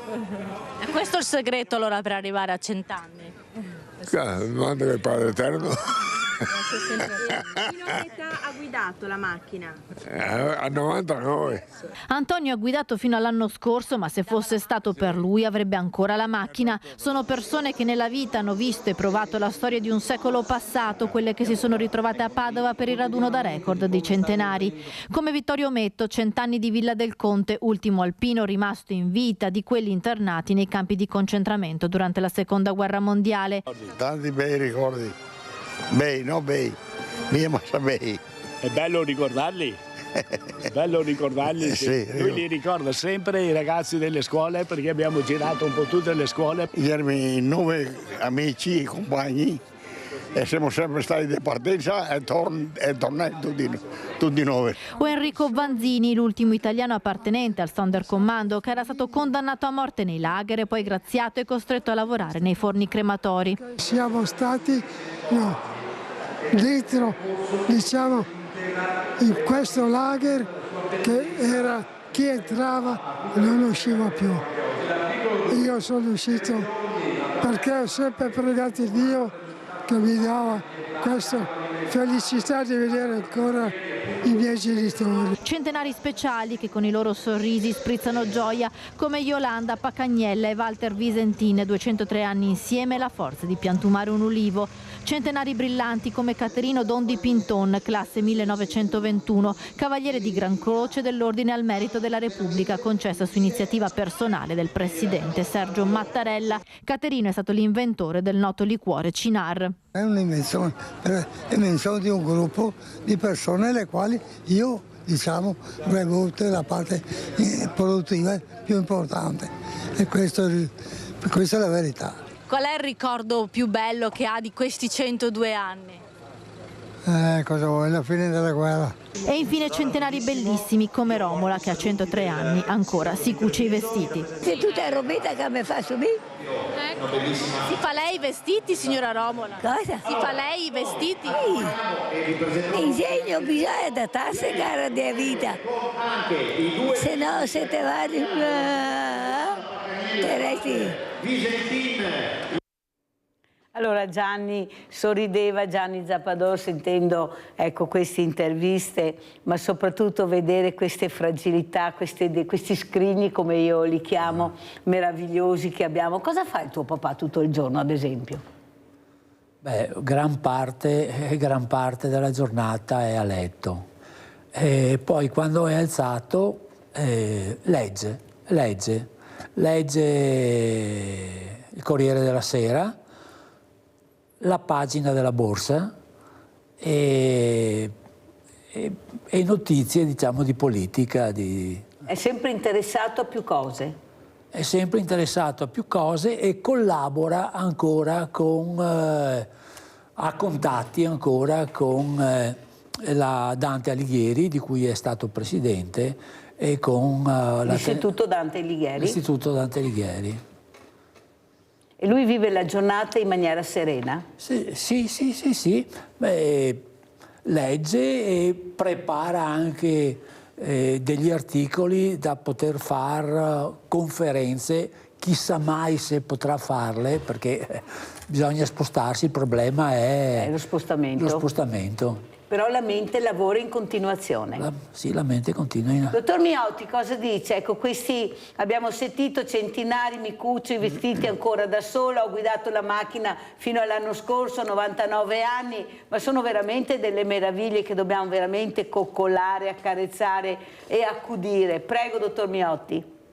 Ma certo, ero così ammirato da quella signora che si cuce i vestiti, così elegante, no? Mi ricordo anche la mia amica Nilla che aveva 95 anni, era sempre vestita con la camicetta, quindi queste sono fortune, nel senso che da un punto di vista anche biologico ognuno ha un destino, lo possiamo anche aiutare. Prima ho visto la trasmissione, parlavi dello sport, è ormai un dato scientifico che 30 minuti al giorno di attività fisica, ma è proprio una camminata, riduce del 50% la possibilità di avere tumori nella vita. Questo è un dato scientifico.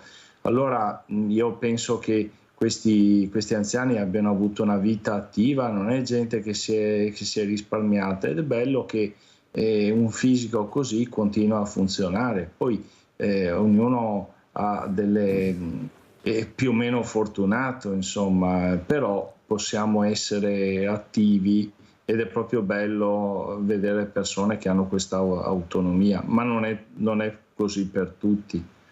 Dottor Miotti, abbiamo parlato prima di ragazzi giovani e adesso abbiamo parlato di centenari, anche questi ragazzi si spera, se prima non pensano veramente di fare qualcosa di sconveniente per tutti, ecco, che arrivano addirittura a uccidere un coetaneo, ecco, con un'empatia che fa rabbrividire perfino gli addetti ai lavori, sì che ne vedono tutti i giorni. Ma cos'è questa empatia? Come si fa a essere empatico nel momento che uccidi un tuo amico, un tuo conoscente della tua età? Prego, dottor Miotti. E lì, Mirella, non c'è l'empatia, perché l'empatia è proprio nel momento in cui io dico a un amico stupido, semplicemente, mi devo mettere al suo posto, ma se a me venisse detta questa cosa, come ci starei? Allora questa è l'empatia. L'empatia è capacità di mettersi al posto degli altri e chiedermi cosa proverei io al suo posto a essere trattato così. E quindi qui non c'è proprio empatia, l'altro lo vedi come quasi un oggetto deumanizzato, cioè non è più un uomo. E tu lo elimini. Sono rimasto anch'io molto colpito da quello, tra l'altro sempre ragazzi di famiglie per bene, no? Anche uno era cosa vuol dire, dottor Miotti, famiglia per bene? Perché no, cioè non mi entra più famiglia per bene, bravi ragazzi. Cioè cosa vuol dire nel momento che questo ragazzo uccide un suo coetaneo, che questo ragazzo, ecco, vive questa cosa come con una normalità pazzesca, va a fare il bagno addirittura dopo, qual è il problema? Ecco, come si fa a dire famiglia per bene? Se fosse stata una famiglia per bene, dico io, dottor Miotti avrebbe seguito di più il ragazzo. Vado a vedere con chi vai, chi sei, cosa fai, ti ascolto, ti parlo. Questo è il genitore per bene, che veramente diventa autoritario, non autorevole, autorevole ma non autoritario, ma qualcosa deve pur fare. Non può dire vado con quello, va bene, tutto a posto. Dovrai pur controllare questi ragazzi, questi ragazzini che ne fanno di tutti i colori, ma veramente perché sanno che tanto nessuno farà niente a loro. È questa la verità, dottor. Qual è il problema? Anzi, vive un'adrenalina pazzesca, vabbè, una bravata, una lavata di capo, ma tutto finisce là, tanto sono minorenne. Prego, dottor Miotti, dobbiamo anche smettere con questi minorenni, prego. No, ma è vero, cioè alla fine non era per bene né la famiglia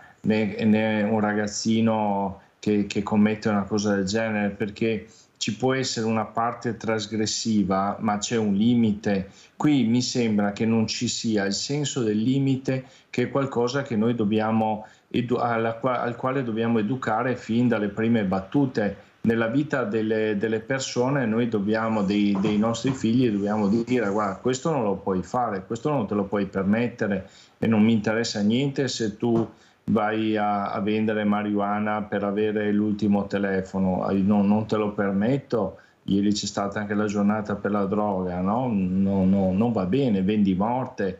E quindi sono d'accordo con te, Mirella, che c'è qualcosa che non va, soprattutto non abbiamo coraggio di dire dei no e dare anche un'educazione ai valori. C'è un valore importantissimo della vita e anche della vita mia e della vita dell'altro, che vanno di pari passo. Non esiste che, mentre tanto a volte si dice ti pensa per te, che altri che si arrangia. Questo ci sta portando a essere sempre più soli, perché poi abbiamo persone sole. Io sono circondato da persone che mi chiedono continuamente che hanno bisogno di aiuto perché sono sole, e questa è la piaga del futuro.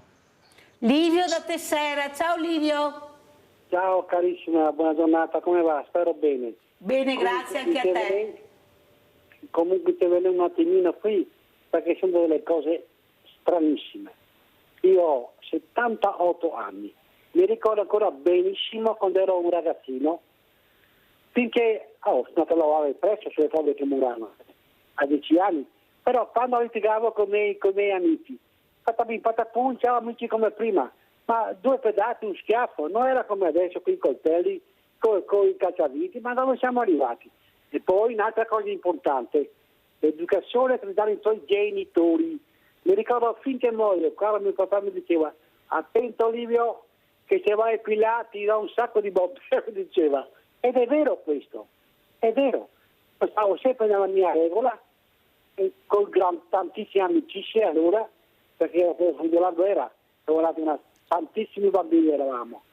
Ma però, cara mia, era importante queste cose qui. Mamma mia, altro che adesso.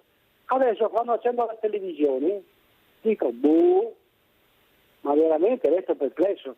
Ma come permettere a questi giovani di comportarsi così? Una volta noi mettiamo le mani a Teddy Boy, ma tanti alcuni confronto a questi fatti.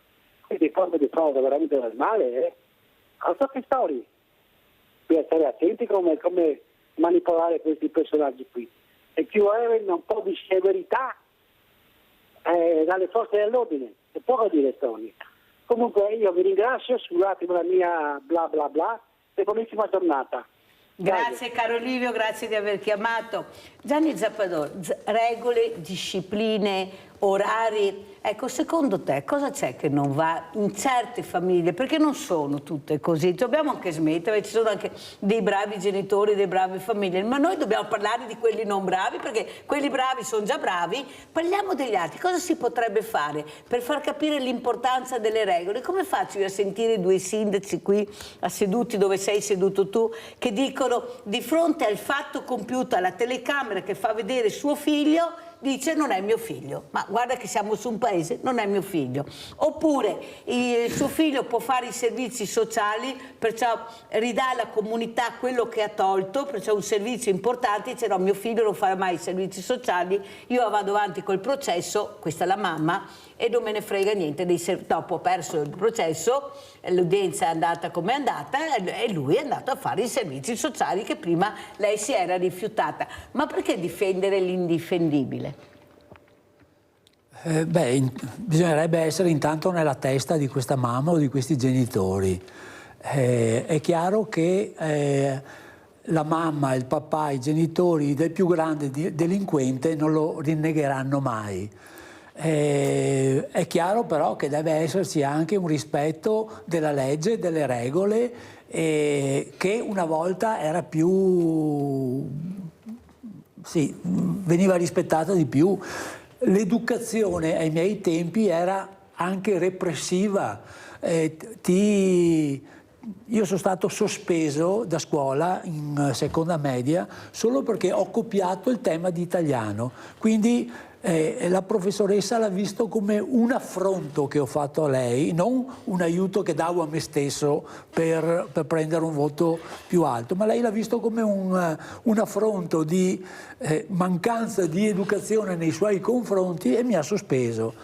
Queste robe qua non esistono più oggi. Quando sei andato a casa? Quando sono andato a casa, chiaramente a casa i professori e la scuola, tutto il mondo che fa parte dell'educazione ha ragione.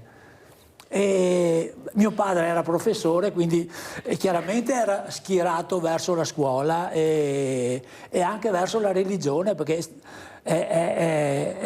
è sempre stato un cattolico osservante, per cui l'educazione era non solo sociale ma anche religiosa. Quindi questo si può fare, questo non si può fare, ma era rigidissimo nel farmi osservare le regole, che erano tantissime. Adesso uguale anche con le tue sorelle o più col maschio o più con le tue sorelle? Ma più con me, perché i tempi sono cambiati, cioè crescendo il mondo è cambiato, c'è stato più lassismo cioè adesso succedono delle cose che sono inconcepibili quando ero giovane io. Si può parlare ancora di patriarcato, secondo te? No. Però, per dire, a scuola una volta le maestre ti bastonavano, i professori ti bastonavano, erano molto più... e nessuno si sognava di andare a interferire. La famosa bacchetta del maestro. Cioè, l'educazione era, diciamo, ispirata al libro cuore di Edmondo de Amicis, dove c'era il maestro che aveva una rastrelliera dietro, diciamo, la cattedra, una rastrelliera con i frustini per bacchettare le mani dei... Adesso queste cose qua sono da galera. Stefania da Vicenza, vai Stefania! Ciao Mirella, buongiorno ai tuoi ospiti. Allora, volevo dire, no, adesso si dice, era un ragazzo di una famiglia per bene. Il significato della famiglia per bene adesso cosa vuol dire? Il papà avvocato, la mamma insegnante, i nonni avvocati, questo è il significato della famiglia per bene. Sbagliando, perché è una famiglia benestante, non una famiglia per bene. Una famiglia per bene può anche essere povera, andare alla Caritas, però avere i principi sani dell'onestà, dell'altruismo, di volersi bene. Questa è una famiglia per bene. No, perché il papà è avvocato, fa parte della città bene, allora è una famiglia per bene. Assolutamente. Questo è sbagliato. Bisogna dare importanza alle parole. Una famiglia per bene è dove ci si vuole bene, dove si vuole bene agli altri, dove ci si aiuta e non ci si ammazza per un telefonino o per 200 euro. Perché non è che gli mancano i soldi a questi ragazzini, è perché si sentono grandi, importanti. I genitori a casa non gli insegnano l'amicizia e volersi bene, ma il prevalere, il profitto anche nell'amicizia purtroppo, quando dovrebbe essere la cosa più libera, più diciamo senza interessi del mondo, vero, per andare avanti. Guarda, veramente sono argomenti, ultimamente se ne sentono troppe, bisognerebbe proprio anche i giornalisti che cominciassero a dare importanza a quello che dicono, a far ritornare i valori veri della società. E grazie cara Stefania, grazie della telefonata, condivido perfettamente quello che dici, come ho detto prima, chi è la famiglia per bene, cosa vuol dire essere per bene. Dottor Miotti, come commenta le parole di Gianni Zappadore e anche della telefonata che abbiamo ricevuto di Stefania? Prego. Beh, sono assolutamente d'accordo con Stefania, che è stata molto attenta, proprio la mia era una provocazione, però per bene vuol dire che è per il bene e dobbiamo metterci d'accordo su cosa è bene e quindi assolutamente quante volte vediamo ci sono famiglie che hanno ottime premesse per essere d'aiuto alla società, di dare un contributo e poi c'è qualcosa che non va perché mancano dei riferimenti valoriali che portano al bene, quindi ci sono persone magari di estrazione più umile, dove il bene è presente e diversamente magari non capita. Quindi assolutamente d'accordo con Stefania di Vicenza. E quello che ha detto Gianni in fatto di scuole, di insegnanti, le bacchette di una volta li bacchettavano. Allora, ecco, io credo che senza una repressione, talvolta per far rientrare i comportamenti, bisogna anche pensare a una sanzione. Cioè noi non possiamo pensare che solamente dicendo bravo, solamente dicendo alle persone sei buono, sei bravo, sei capace, a volte dobbiamo dire guarda, ti devi fermare. E noi sappiamo che se abbiamo un autovelox che funziona la gente va piano, se invece ci sono quei cassoni vuoti la gente poi torna a correre. Quindi dobbiamo anche con i ragazzi avere l'idea di una sanzione, non possiamo umiliare corporalmente con una bacchetta, anche se è stato fatto insomma fino a 70 anni fa veniva fatto, forse anche oltre qualcosa, però noi dobbiamo pensare che servizi sociali non li accetti, la prossima volta galera. E non poi ti faccio tornare i servizi sociali, li hai rifiutati, bene, allora paghi il tuo conto come i delinquenti e non che poi andiamo a riparare la cosa, cioè ci va un po' più di severità, io su questo sono assolutamente favorevole. Abbiamo Claudio da Marano Vicentino, poi salutiamo gli ospiti, vai Claudio. Sì, buongiorno a tutti. Buongiorno. Sento parlare spesso di comportamenti errati sulle televisioni, però il nome che non si sente più è il collegio, dove una volta chi era più scalmanato, i genitori lo mandavano in collegio e veniva preparato più severamente alla società. Perché potrebbe essere anche un'opportunità quella di ricominciare con questi collegi dove magari fatti in modo diverso di una volta. Non so come venivano finanziati questi collegi, se erano i genitori che li pagavano o se in parte pagava anche lo Stato. Non ci sarebbe qualcuno che se ne intende di più su questa cosa? Buona giornata signori. Grazie, salutiamo anche a Claudio da Marano Vicentino. Una volta c'erano i collegi, Gianni Zappador? Sì, una volta c'erano i collegi e io per esempio sono stato in collegio al Pio X, frequentavo solo, però c'erano delle persone cioè dei miei compagni di scuola che venivano da fuori, da paesi distanti da Treviso, ma forse per comodità, non per motivi educativi. I motivi educativi forse saranno stati molto prima. E comunque il Pio X, che era una scuola retta da preti, c'era un'educazione molto severa, no? Certe parole che adesso a carattere sessuale che si dicono normalmente non si potevano pronunciare. Là non si poteva proprio assolutamente sgarrare. Assolutamente, per cui erano in voga le sospensioni, essere mandati fuori dalla porta, essere bocciati, prendere brutti voti anche per il famoso voto in condotta. Il voto in condotta. Il 7 in condotta che ti segava completamente. Il 7 in condotta, sì. Allora, dottor Miotti, come ci saluta e come commenta? Collegi, 7 in condotta, che veramente era terribile, perché veramente vuol dire essere segati. Prego.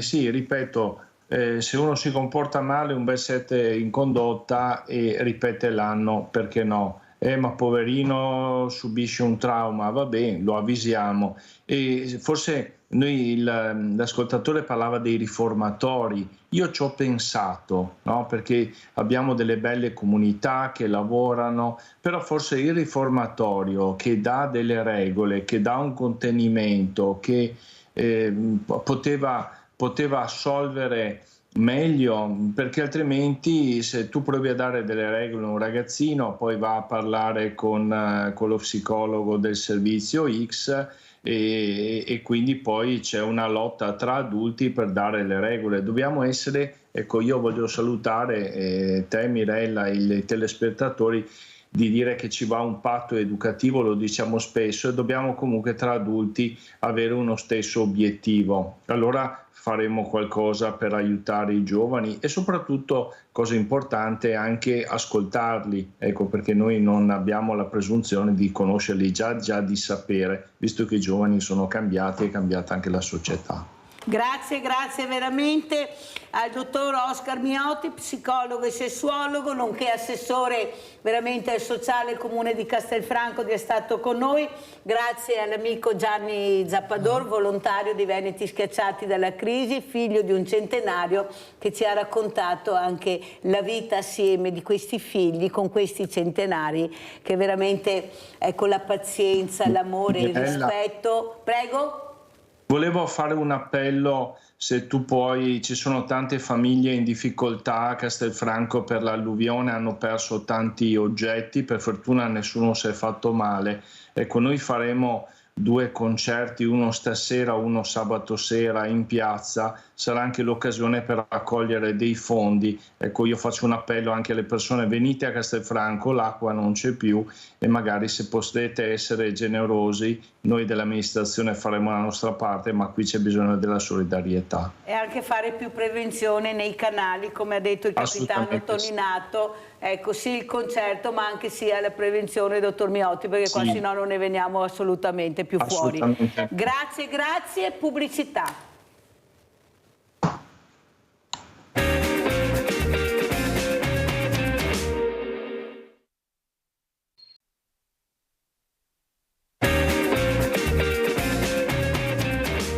Un chilo di radicchietto 13 euro.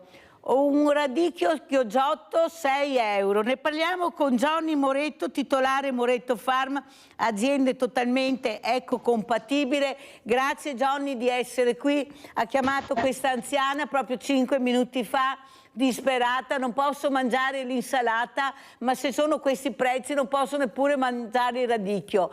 Ma questi anziani come ce la fanno con i costi che ci sono? Ed è veramente permesso che costino tutti questi soldi, queste insalate? Che non stiamo parlando di caviale e di salmone, questa vuol mangiare radicchio. Prego Johnny, cosa ci dici? Buongiorno Mirella, grazie dell'invito, è sempre un piacere essere qui con voi. Allora dico, chiaramente è una situazione abbastanza difficile, nel senso che i prezzi delle verdure, abbiamo visto negli ultimi anni, sono aumentati, in parte direi sicuramente anche a causa del clima, che ci sta facendo veramente rendere difficile le attività in pieno campo.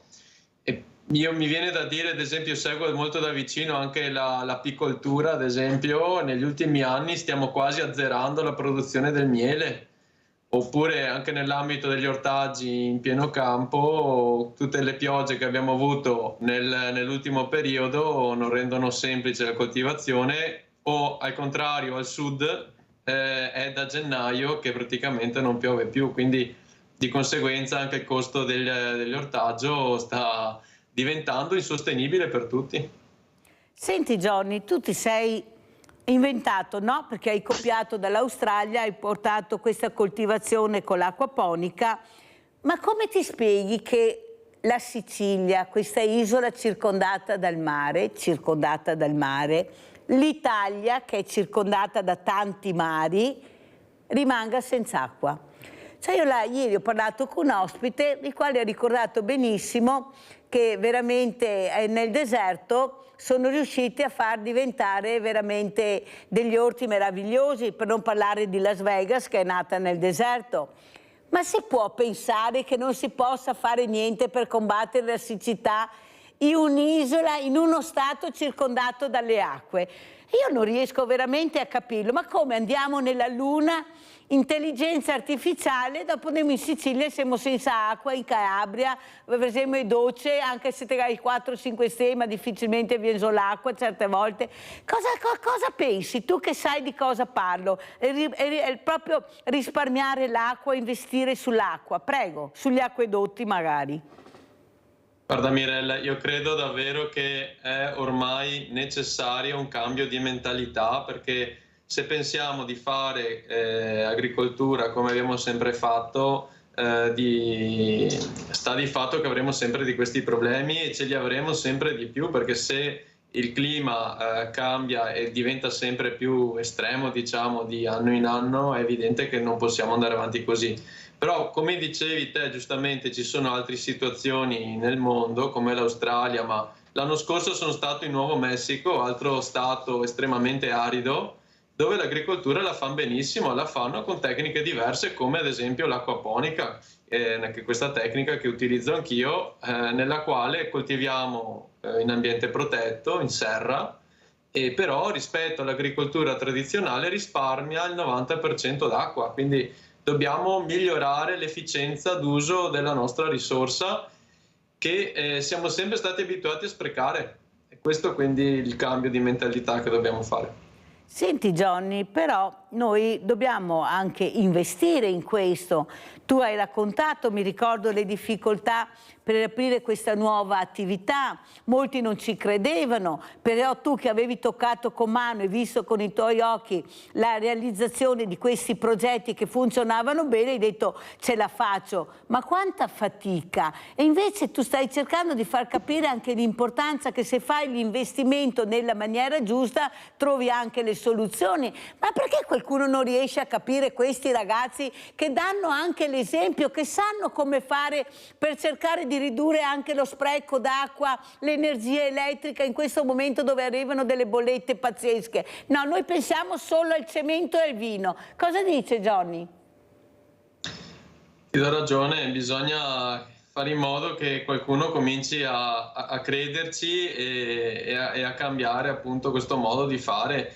Io nel mio piccolo sto facendo veramente degli sforzi enormi per portare avanti questa idea e vedo che comunque di anno in anno sta funzionando e sta diventando sempre di più apprezzata. Infatti sono contento che quantomeno con l'anno scorso siamo riusciti a realizzare su degli istituti agrari e non solo, anche su delle elementari, dei piccoli sistemini di acquaponica utili per la didattica. Però questo fa capire agli studenti che crescono e che saranno i prossimi gestori del nostro territorio che ci sono altri metodi, quindi quantomeno so che nel mio piccolo ho aiutato a contribuire a alcuni sistemini in giro per l'Italia e spero che quindi questo cambio di mentalità arrivi, però nel mio piccolo ho bisogno di aiuto, cioè dobbiamo aumentare un attimino questa forza, perché altrimenti il cambiamento che c'è in atto a livello climatico è troppo veloce rispetto alla nostra velocità di fare questi adattamenti tecnologici. Abbiamo Leone da Trebasele. Ciao Leone, sapevo io che avresti chiamato, vedi che ti ho pensato e tu hai chiamato. Vai Leone. Mi hai portato sull'argomento giusto, Mirella. Allora, abbiamo visto la Sicilia adesso che non ha acqua, no? È in mezzo all'acqua. Ma c'è un'altra isola che è dall'altra parte dell'Africa, nell'Oceano Indiano, che è anche quella in mezzo all'acqua e sta diventando un deserto. Allora io dico, in Sicilia quanti soldi hanno speso per fare questo ponte che non si farà mai? Con questi soldi sai quanti cancellatori avrebbero potuto fare? Quanti miglioramenti avrebbero potuto fare negli acquedotti nel portare acqua a tutti?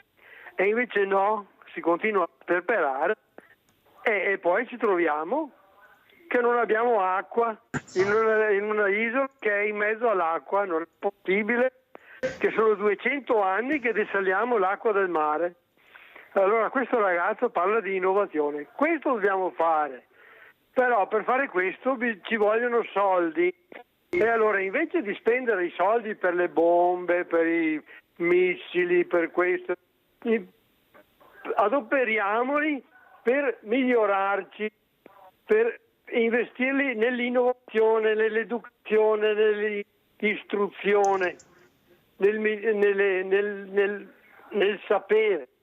Ciao Mirella, grazie. Grazie Leone di aver chiamato. Johnny, cosa dici a Leone che dice ma perché non investiamo? Investiamo su cose che non servono. Al momento abbiamo questa crisi veramente di acqua, energia elettrica pazzesca e noi andiamo a trovare qualcosa che possiamo veramente farne a meno. Prego Johnny.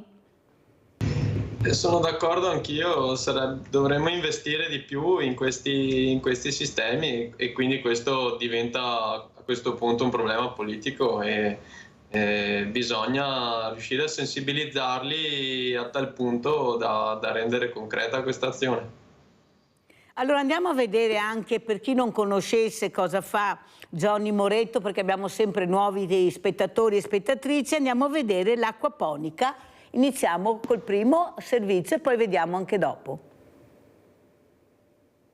Io ero venuto qui a conoscere Johnny, che in realtà è un agricoltore, produce ortaggi in acquaponica. Non ho capito molto bene, acquaponica, io non ho mai sentito questa parola. L'acquaponica è la sintesi tra acquacoltura, cioè l'allevamento dei pesci, e l'idroponica, cioè la coltivazione di orticole senza suolo in acqua. Ma cosa c'entrano le carpe con l'insalata? Un'insalatina che spunta dall'acqua alla fine. Incredibile! No, incredibile è che sotto non c'è la terra, c'è l'acqua. No, guarda. No, che c'è questo? Queste sono le radici. Come la tua barba lunga, via. Sì, vabbè, lasciamo stare la mia barba.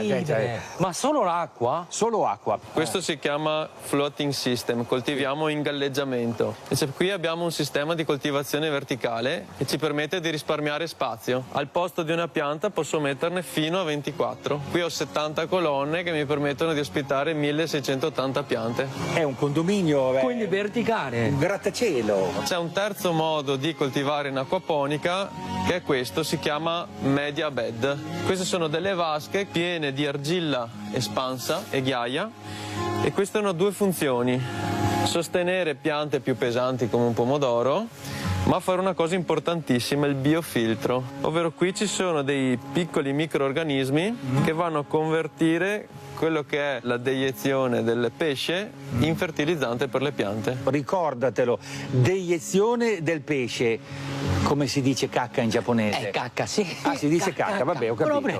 Beh, interessantissimo. Colpo di scena. Cosa c'entrano le carpe in tutto questo? Le carpe servono per dare da mangiare alle piante. Infatti queste piante qui non vengono coltivate con la chimica, come l'idroponica normalmente, ma la deiezione del pesce, la cacca, serve come fertilizzante per le piante. Eh sì, i pesci mangiano le piante e arricchiscono l'acqua con le loro deiezioni. Poi l'acqua fertilizzata dai pesci viene usata per produrre e nutrire gli ortaggi in idroponica. E vorrei fare un'altra domanda: cosa servono le piante per il pesce per pulirgli l'acqua? No, dai. E non è finita. Con i resti delle verdure, Johnny addirittura alleva delle mosche che producono delle larve. E questi poi diventano dei bruchetti che diventano cibo per le carpe. Incredibile! Cioè, se questa non è economia circolare, io... Di più non esiste. Come se fosse, no, marito e moglie. Marito e moglie è necessario, deve avere tutti e due per creare una vita circolare perfetta. È giapponese, quindi c'ha questa pulizia etico-mentale. Vabbè, è proprio una meraviglia. Col suo sistema Johnny risparmia acqua, risparmia energia. Con soli 2,5 kW risparmia lavorazioni. Risparmio anche, se volete, un po' di salute, perché lavoro ad altezza. Certo, si dice anche dalle tue parti la terra è bassa e invece questa è alta. Ma è stato anche pensato questo sistema per un disabile, ad esempio. Non ci sono barriere architettoniche, quindi anche una carrozzina potrebbe comunque arrivare a... Perfetto. Che cos'è l'acquaponica? L'acquaponica non è altro che l'unione di due sistemi di coltivazione, ovvero l'acquacoltura, quindi l'allevamento dei pesci, e l'idroponica, la coltivazione fuori suolo. Andiamo ad unire i pregi di ognuna di queste due tecniche, ovvero l'allevamento dei pesci fornisce un'acqua ricca di nutrienti, questi nutrienti vengono trasformati in un fertilizzante, le piante lo assorbono, ripuliscono l'acqua per i pesci e si crea quindi un circuito chiuso, sostenibile, che permette la crescita e l'allevamento delle piante senza usare chimica. Che cosa troviamo qui nell'azienda? Noi abbiamo innanzitutto una serra. Questa serra è grande circa 480 metri quadri e all'interno c'è l'impianto di acquaponica. Tutta l'acqua di pioggia che casca sopra la serra noi andiamo a recuperare su dei biolaghi. Questi biolaghi hanno la funzione di ripulire l'acqua e reintrodurre l'acqua nell'impianto, quindi non andiamo ad utilizzare acqua derivata da altre fonti. Il secondo aspetto è quello energetico, infatti di fronte alla serra abbiamo una struttura che stiamo ultimando di costruire che ospiterà un impianto fotovoltaico utile per renderla indipendente dal lato energetico. L'azienda Moretto Farm, come potete vedere, ha una serra. All'interno di questa serra noi abbiamo l'impianto di acquaponica e tutta l'acqua piovana viene recuperata attraverso questi biolaghi che sono dietro di me. Cos'è il biolago? Il biolago non è altro che un invaso, potremmo definirlo semi-naturale, non contiene cloro e ci permette di pulire l'acqua. Come viene pulita l'acqua? L'acqua viene ripulita attraverso due sistemi. C'è un sistema meccanico e poi c'è un sistema di fitodepurazione, quindi abbiamo una canaletta con delle piante acquatiche che vanno ad assorbire i metalli pesanti e fa sì quindi di avere un'acqua sempre pulita. C'è un secondo laghetto, questo secondo laghetto ha una funzione diversa. Essendo che l'acquaponica ha un elemento fondamentale che sono i pesci, quali fonte di fertilizzazione per le piante, cerchiamo di autoriprodurli in azienda. Quindi questo secondo laghetto ha la funzione di riproduzione del pesce, che nel mio caso sono le carpe koi.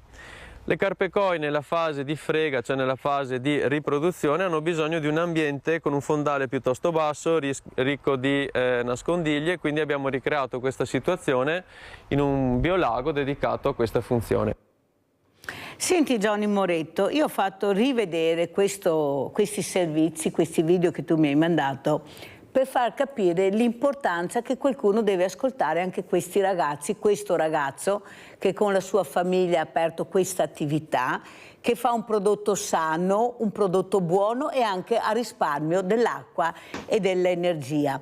Ecco, qualcuno dei politici, visto che noi siamo andati anche in regione a presentare questo progetto, ti ha mai fatto visita, Johnny?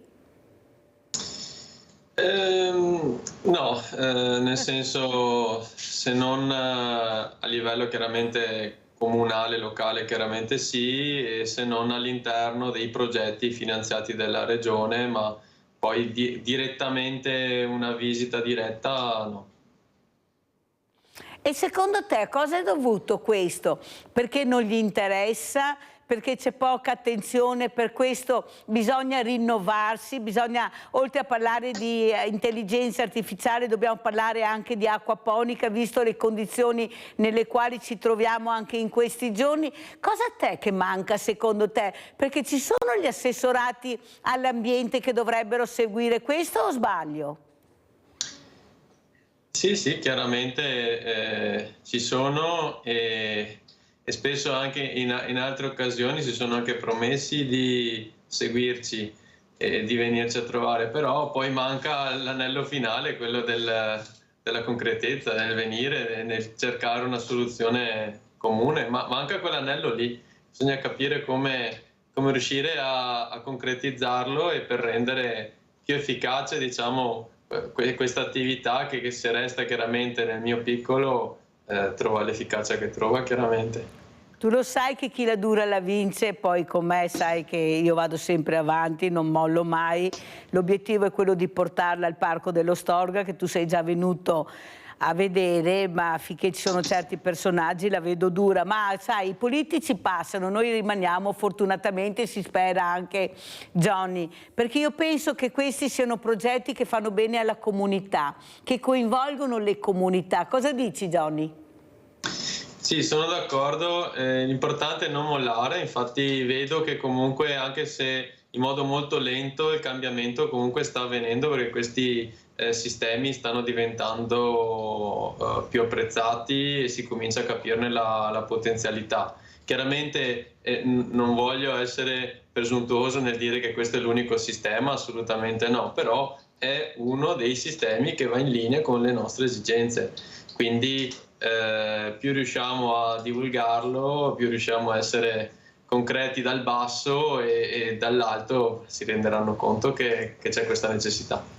Senti Johnny, quando arrivano le scuole, perché so, come hai detto tu stai cercando di fare anche delle didattica con queste piantine, cosa dicono i ragazzi, i bambini che vengono, i loro insegnanti? Raccontaci un po', perché siamo curiosi. Quando fai vedere questa meraviglia, perché avete visto che è una meraviglia, sembra veramente una cosa incredibile, questa insalata bellissima, i pomodori, ecco proprio gli ortaggi. Cosa dicono i ragazzi, i bambini, cosa chiedono i loro insegnanti?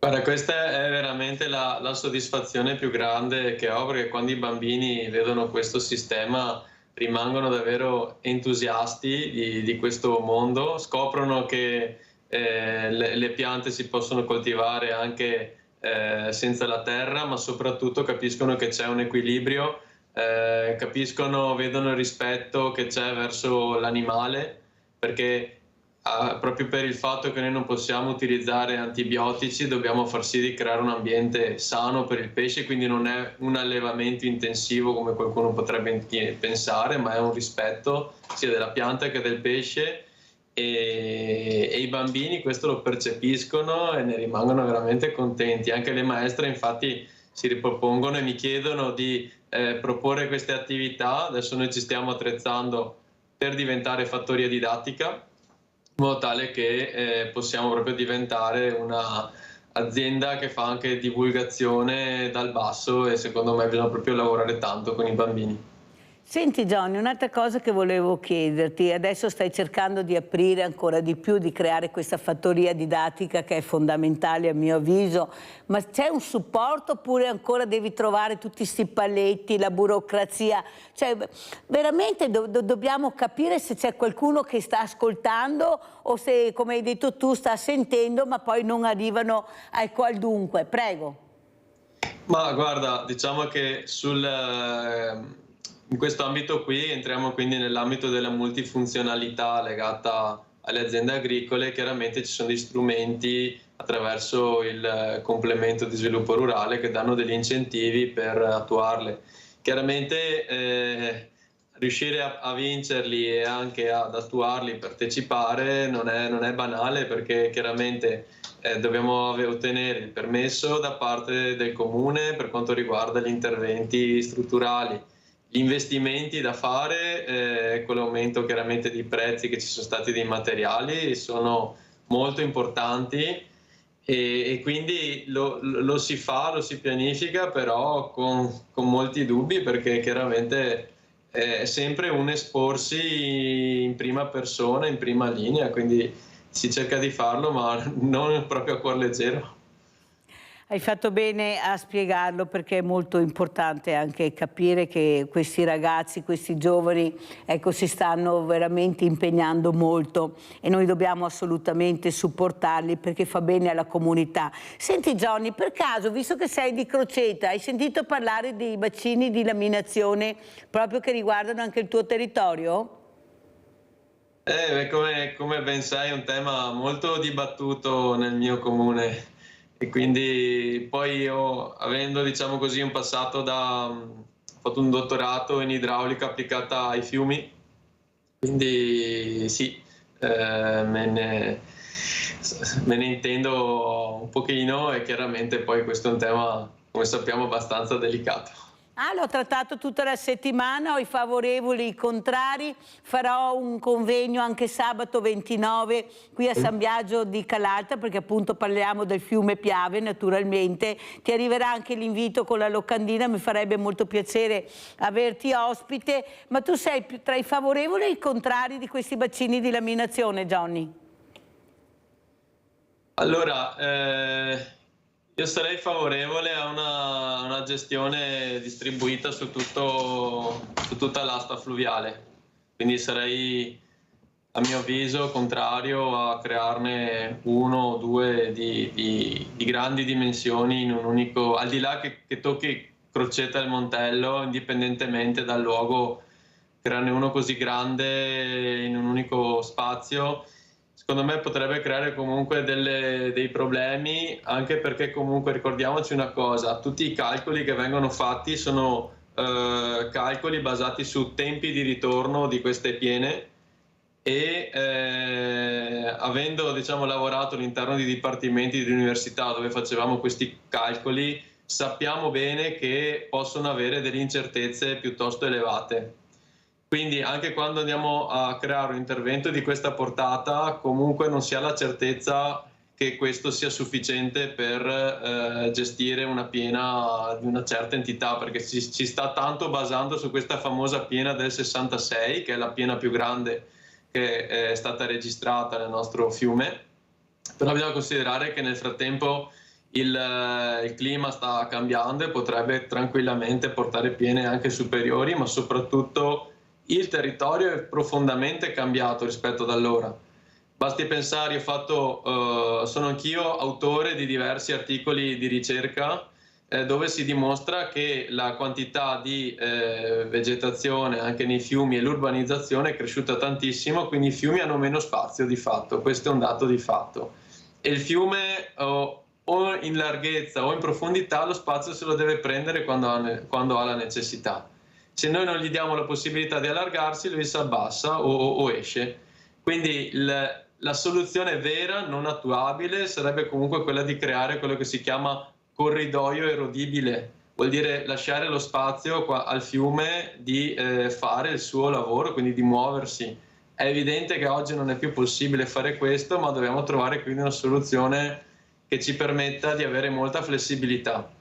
E quindi secondo me la soluzione non semplice e non è certo facile trovarla, credo sia di dover distribuire lungo tutta l'asta fluviale una serie di interventi dedicati.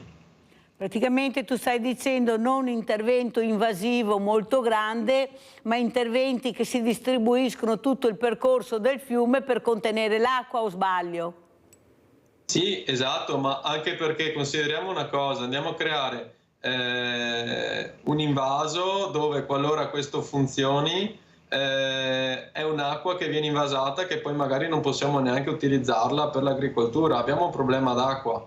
Se riusciamo a creare una serie di invasi con attività sincrona, quindi che lavorino assieme, potremmo anche dire recupero dell'acqua e me la stocco per quando faccio... Perché dici, Johnny, non si può magari dopo adoperare l'acqua? Perché dici questo?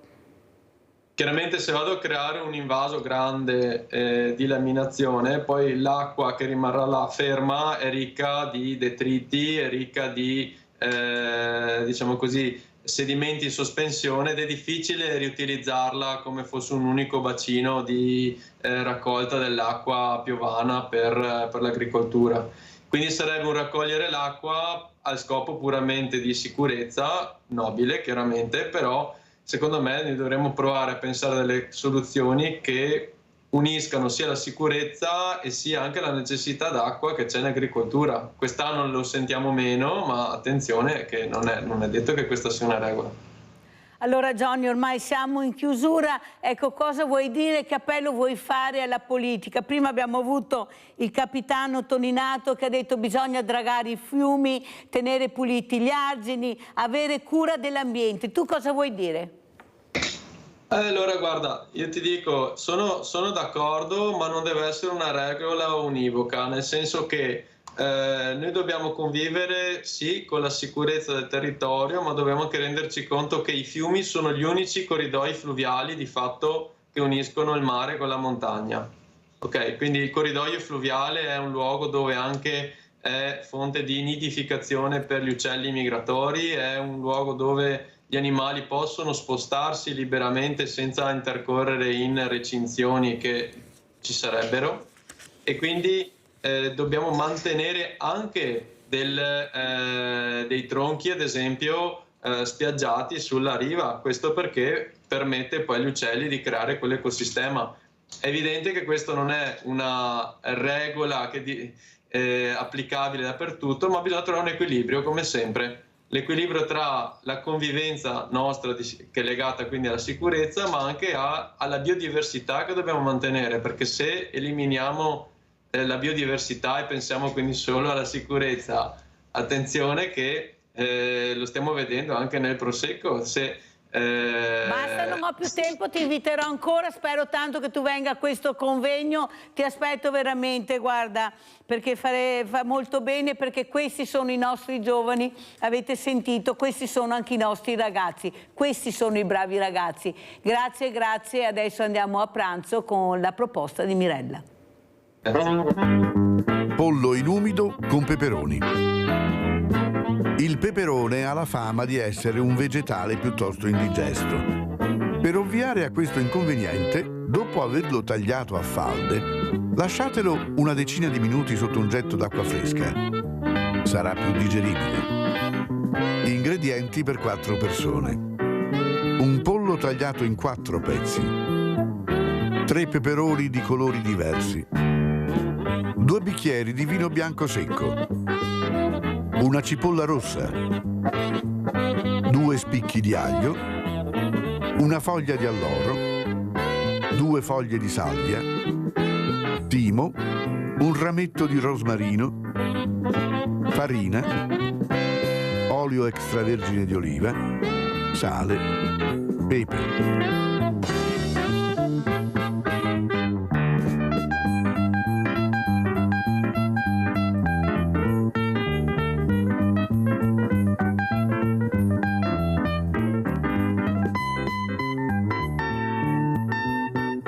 Riducete a falde i peperoni precedentemente lavati e asciugati e privateli dei semi e delle parti bianche.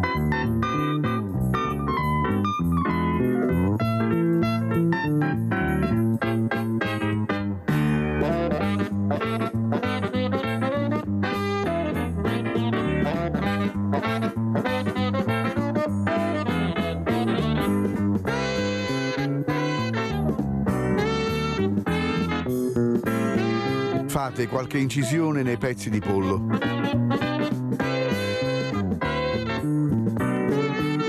Salate.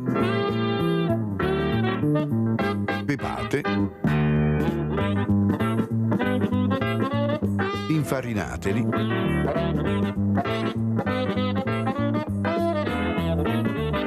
E scuotete via l'eccesso di farina.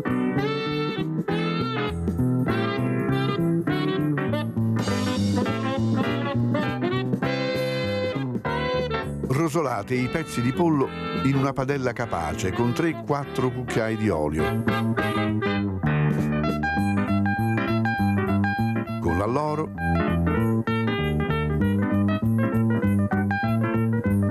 la salvia, il timo, il rosmarino, la cipolla a fettine.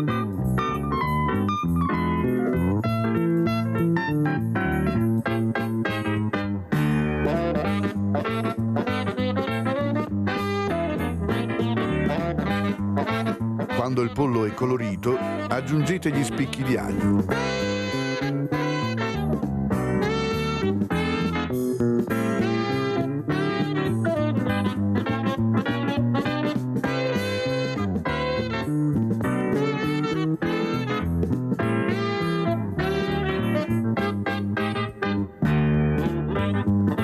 Bagnate con un bicchiere di vino e fate evaporare a fuoco vivace. Poi cuocete per 30 minuti circa bagnando con il vino rimasto, poco per volta. E qualche cucchiaio di acqua. Trascorso il tempo indicato, unite i peperoni al pollo.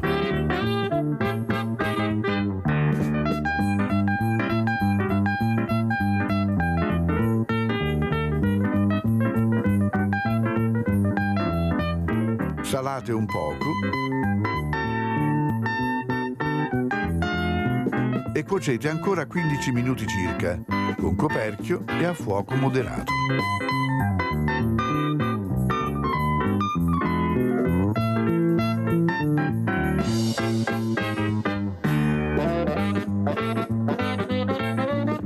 Servite ben caldo.